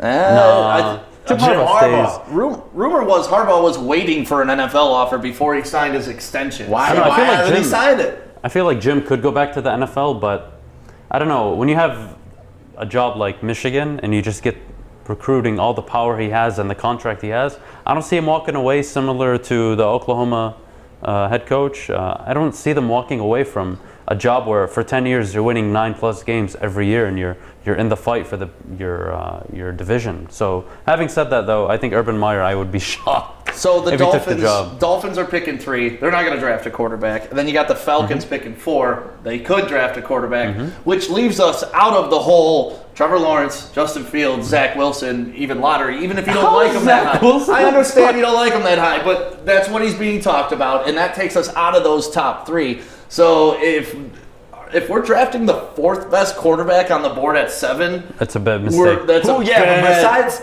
honestly, I'm not even throwing Zach Wilson on this list. Besides Trevor Lawrence and Justin Fields, I don't think there's. I like Mac Jones later. That's the No, it's only not other worth one. it though. It's not Not in the worth first that pick. first Yeah, pick. I said later Oh, in the yeah. draft. There's a lot of the North Dakota State quarterback later in the draft. Yeah. There's a lot of options you have if you're a team that needs a quarterback, but you don't want to spend your top 5, top 10 pick on it. Right.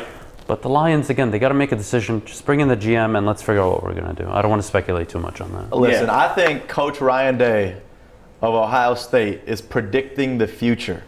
Oh, with what, You his saw video? him take Justin Fields taking the big hit early in the first half of the game. Stayed in. Stayed in like a freaking champ is what I would say. I did not expect him to stay But in. Ryan Day at halftime report says Justin Fields has the heart of a lion. Oh, what? A lion. Yeah. And I don't know That'd if be you know nice. this, but the football team in Detroit are the Lions. I don't know. Inside information from Joey right Oh, there. Joey. Joey bringing the news. heat today. Breaking news here in Detroit, but I love his style to the game, and like Adam said, how on point he was with those long balls. Like, he's ready for the NFL. Right.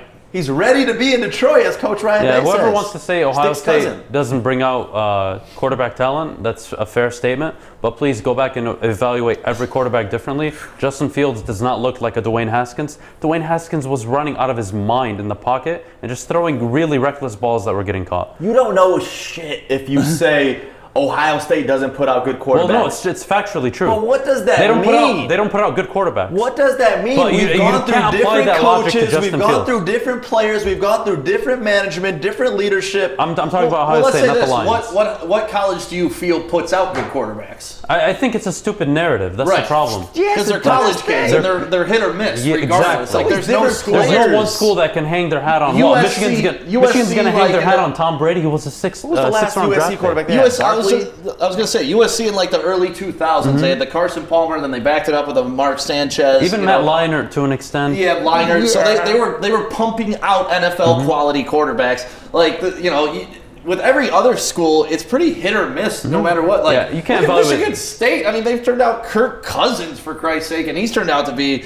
But while he was here, he wasn't Yeah. a world beater. No, but he's average in the NFL. No, he was Jeff Smoker while he was there, and he turned out to be great. Like Michigan State at one point had like 4 guys playing quarterback in the NFL, and you don't look at Michigan State as a No, quarterback it's school stupid. at all. That's why I hate that narrative. The term, yeah. Technically, it is true that Ohio State hasn't produced top-tier quarterbacks that have translated to the NFL. it only takes one. It only takes one. Right, like, look at Purdue. If Purdue's you're never going to had one, base, but you got Drew Brees. If you're an NFL organization and you're going to look at Justin Fields, you evaluate him completely, but your decision is, well, Ohio State quarterbacks haven't worked out. I'm so sorry for you. Outside of Tom Brady, name a Michigan quarterback that has set the world on fire. Yeah, I with mean, Chad Henne. Henne, Greasy, none of those guys really came in and dominated the league. So to me, it's tough to judge a whole college off of one player, and just because there's so many colleges and so many random quarterbacks. Yep. And it works the other way too, because we're seeing it happen right now with North Dakota. The kid from North Dakota, just because Carson Wentz went there, they think, oh shit, well this guy he's Carson Wentz. It's like that's not how this works. It's not how any of this works. That's how it works for quarterbacks from Ohio State, apparently. Yeah. Corey, let's take a quick break. We'll be right back, and we're going to talk a little bit about the Pistons, who had a decent weekend, and then Cobra Kai. If you guys haven't seen that, we got to You've talk been about talking all about Cobra Kai. I Damn want to right. hear about this. Welcome to Grow Green, the green standard for garden supplies here in Michigan over the past 10 years. We offer the best gardening and lawn care products and have an extremely knowledgeable staff to help you create your dream garden or make your yard the envy of the neighborhood. Shop the store located in Whitmore Lake or online at growgreenmi.com. Delivery and curbside pickup available. Grow Green, making Michigan greener one grower at a time.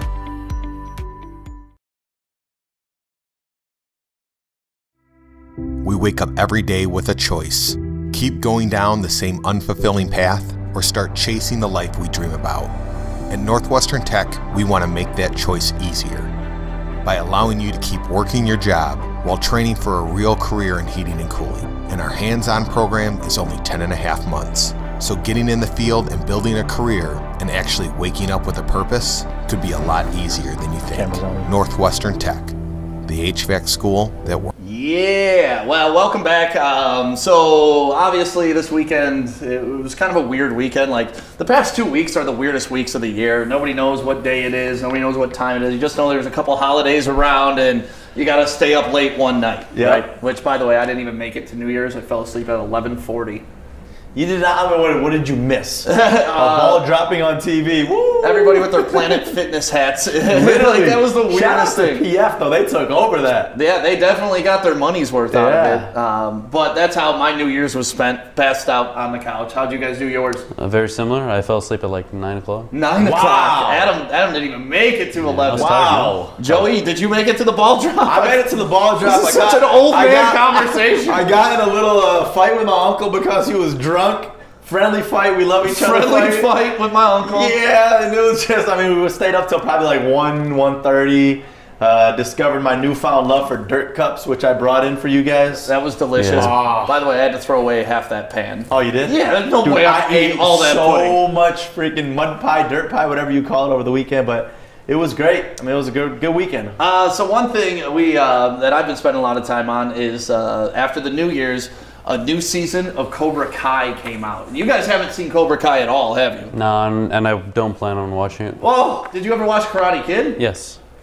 You gotta watch Cobra Kai, man. I can't. No, Why? I'm not a TV guy. Oh my God! Sports- it's the sports best. and work, that's Corey, about it. have you seen it? I've seen a couple of episodes of the first season. I couldn't really get into it. I mean, I heard it's really good. I might start it back over. You guys gotta get into this, man. Like the way this is the best reboot ever. Period. Ever done. And the way they do Really? it, like bringing back old characters from Karate Kid 1, 2, and 3 and incorporating them into the storyline. Like, it's just become such an awesome thing that I binged watched through the whole season in a day. So is this new or is this the older one you just got on? This is the new. Okay, so it's the new. Yeah, season 3 came out on January 1st. Okay. And, I'm already caught up. I'm waiting on season 4, man. It's awesome. Do you guys? So you don't watch TV at all? That's fucking crazy. No, only sports. Only And sports. sports network. Okay. Joey, what's your favorite show besides sports? Honestly, I don't have TV. I don't have any of that stuff. You on Netflix? No. Really? Wow. Yeah. All right, Corey, what's your guilty pleasure? I like some of my old shows. I'm not gonna lie. I can sit back and rewatch Entourage over and over. That's a and good over. one. I'm an Office guy. I'll rewatch The Office like a million times. I love that show. But yeah, I can binge watch shows over and over and over. But I'm telling you, if you guys haven't seen Cobra Kai, go watch Cobra Kai. But first, even if you haven't seen the initial 3 Karate Kids, because Tiffany hadn't seen all of them, but she Yeah. loves Cobra Kai, and then we went back and watched the Karate Kids, and they all now it all intertwines and makes sense. It's like, oh, so many little Easter eggs. Yeah. You guys got to get on this board, man. I can't be the only Probably. one. You know what it is though? This is where you messed up, Stick. What? You've talked so much about it. Damn right. You've made it so hype, kind of like Exotic, Joe Exotic. What's Joe that? Exotic. What's that called? King. Exotic Tiger. Tiger King. Tiger King. Yeah. Like when something gets so hype about like that, I just don't care to watch it. It's kind of like Ohio State. Once That's your everybody's loss. dogging on them so much, I want them to succeed. It's your loss, man. It's your loss. I know. I'm not watching it, but I'm so happy for you. Yeah, thanks, man. Another show that I think you would like, Corey, is Ballers with The Rock. Yeah. I've seen The Rock. That's like Entourage with sports. That's right. That's why I loved it, man. Same producer and everything. Everything. Anything with The Rock though is destined to be good. Yeah. So if you want some guilty pleasure watching, that's what we're watching right now. Another guilty pleasure for these guys, watching the Pistons. Oh yeah. The Pistons went 1-1 on the weekend. That's right. Split the series with the Celtics. Split the series with the Celtics. They have a game tonight, which is going to be a tough game against Giannis. Yep. And his Supermax contract. But yesterday the Pistons, once again, were competitive. And we keep seeing that over and over and over. Only one game this season, really, have they been out of it from pretty Beginning much to end. halftime or second quarter on. But we're seeing them compete. And yesterday, if it wasn't for Jason Tatum going crazy, I think we could have won that game. I mean, What changed from Friday to Sunday? Nothing. It was the same game. Very even. Roster. What changed? With the Pistons? Well, everyone left. Blake was back. Yeah, Blake was back. Blake. And what man. did I say on pregame? Blake sucks, man. Blake I'm not doesn't saying he suck. sucks. Don't say Well, I'm that. not saying that. I love Blake. Super Corey, you gotta help me out here, talented. buddy. But the big issue with Blake, and I'm seeing it with this Detroit team right now because I don't care about him and other teams. I care about him right now fitting with our organization.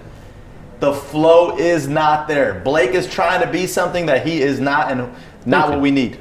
Yeah, 100%. Yeah, I don't think 33 of Blake's 51 field goal attempts have been three-pointers. This dude is playing like Russell Westbrook right I now. don't understand that. Like The worst thing that ever happened for Blake Griffin was shoot 6 for 8 and 3-pointers in the first half of that game. Now he thinks he can do it all the time. That confidence is through the roof, and I love the confidence, but that's not what we need Blake for. I have a question. What do you do as the young players when the veteran leadership of Blake Griffin and Derrick Rose are actually Ball the hogs. 2 worst players on the court the past couple of games? Because and that's just my opinion. That's off looking at it. I've said it the past couple of pregame shows. Outside of Blake just shooting threes, when Blake is on the floor, it hinders Jeremy Grant's game and the whole flow of the offense. So what do you do when those are the guys supposed to be teaching the young guys, but they're also Clogging up the lane? They're The hurting the whole team. solution is to not follow what they're doing and don't build bad habits. It's to keep playing team ball, move the rock, and get open. Having said that, we got to figure out what we're doing with Blake, whether it's cutting his minutes and Derrick Rose for that matter. Although Killian Hayes hasn't been doing that well, but Played it's a little okay. It's better still last early. game. I thought he played a little better last game. The buckets aren't dropping. Yeah, it's just offensively he's struggling. But with Blake Griffin, this has been the story really ever since he got hurt. He hasn't looked the same. He says he's healthy, but he doesn't play like he's healthy. And I don't know. I'd rather see Josh Jackson on the court than DeLon Wright. DeLon Wright against the Celtics last night, -10 plus minus on the court. Yeah. Josh Jackson +6. He put up 13 in 14 minutes. Jackson looks What are we? great. He looks awesome. Like, and I Really get good. it. Casey's trying to distribute minutes, and it's early in the season, and I totally respect that. But you gotta have a conversation with Blake and Derrick Rose. I don't care if it's crunch time or not. Move the goddamn ball. Don't sit there and play iso ball. Right. You're not Kyrie. You're not KD. Just stop, please. No, and I like our youth. I like the way we've been moving the ball when those 2 guys aren't on the floor. Like we saw it in game 1 when Blake wasn't out there. It was a free-flowing game. You know, we were moving the ball. Like Jeremy Grant playing at the 4. I like him at the 4. He's a mismatch for any 4 in the league right now, I feel. I got a question for Corey. Go ahead. What's going on with Siku's minutes? 14 minutes last night? I mean, as Alex said, he's got to be playing her. But outside of that, I don't understand why his minutes are getting limited. Outside of it, unless it's something more that they're letting on with his ankle. That's just the only scenario I can think of because I can't make sense of it. Yeah. Right.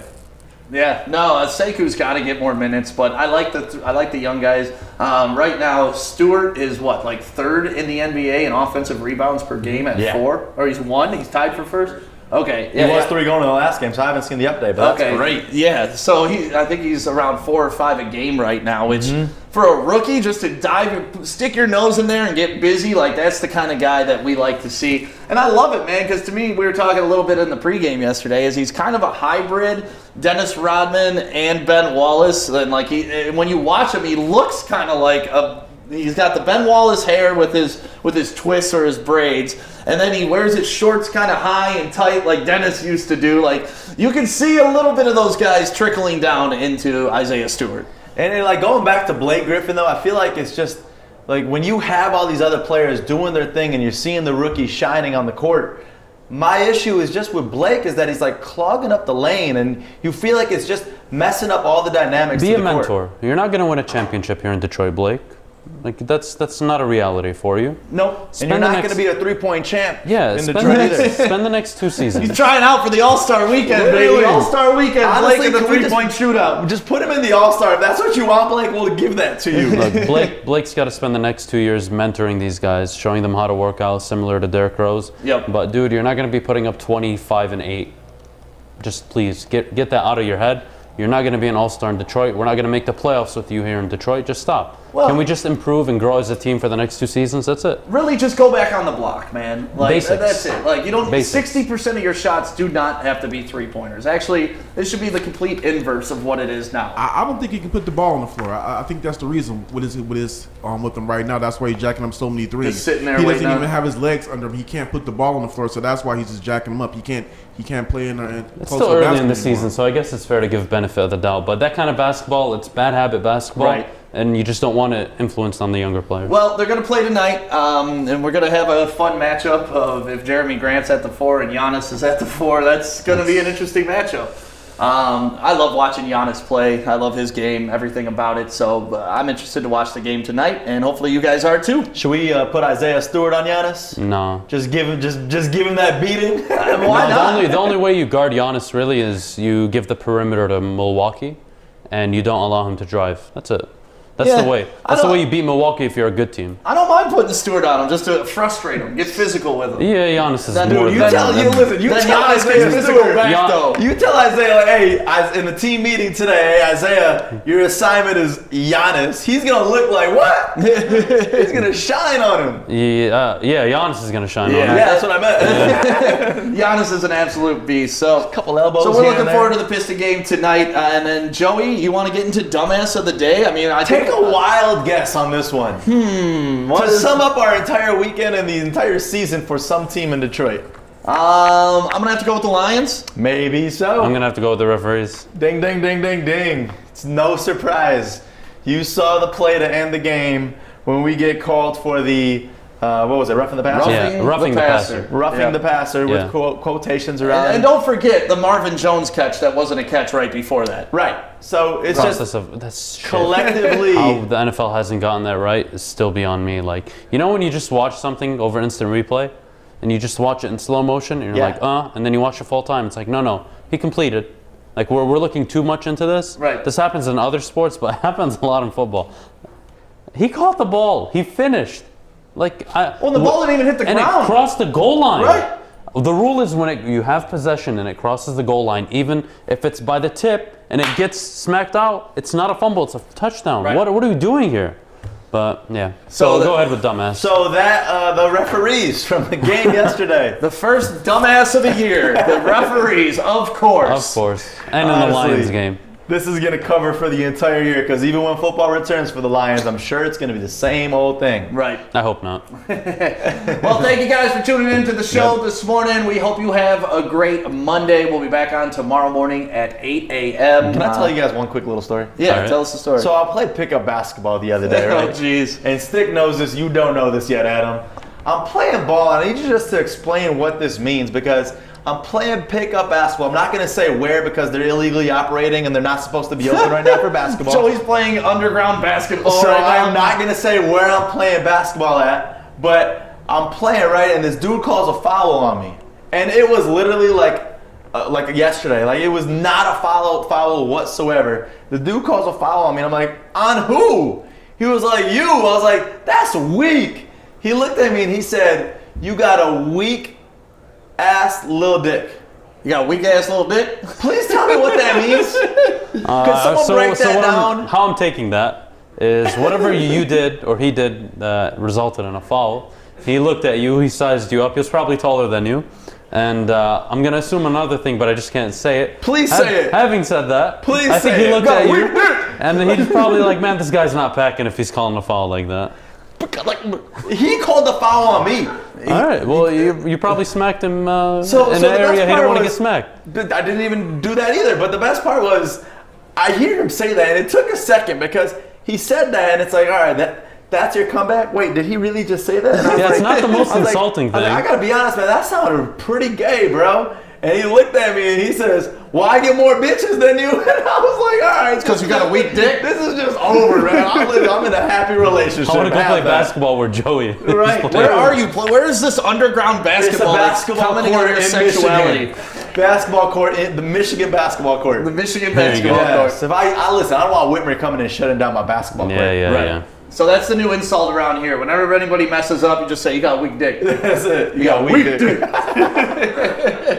So I'm offended. My whole weekend, I was really offended, guys. I'm just sorry, so you know. Smack you with that weak If you want dick. to play basketball with me, I'll give you the reverse compliment. Right. Joe, If you follow me, I'm like, dude, man, you got a huge dick. You got a monster. You got a monster on you.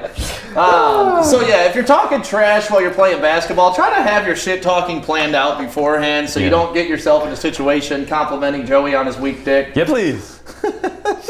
I'm just not going to argue. Call foul, okay, here. Just have the ball. Here you go. I'm going to be like the Lions. Here you go. Just whatever. Got a weak dick. All right, you guys have a great Monday. We'll be back on tomorrow. Take care, guys.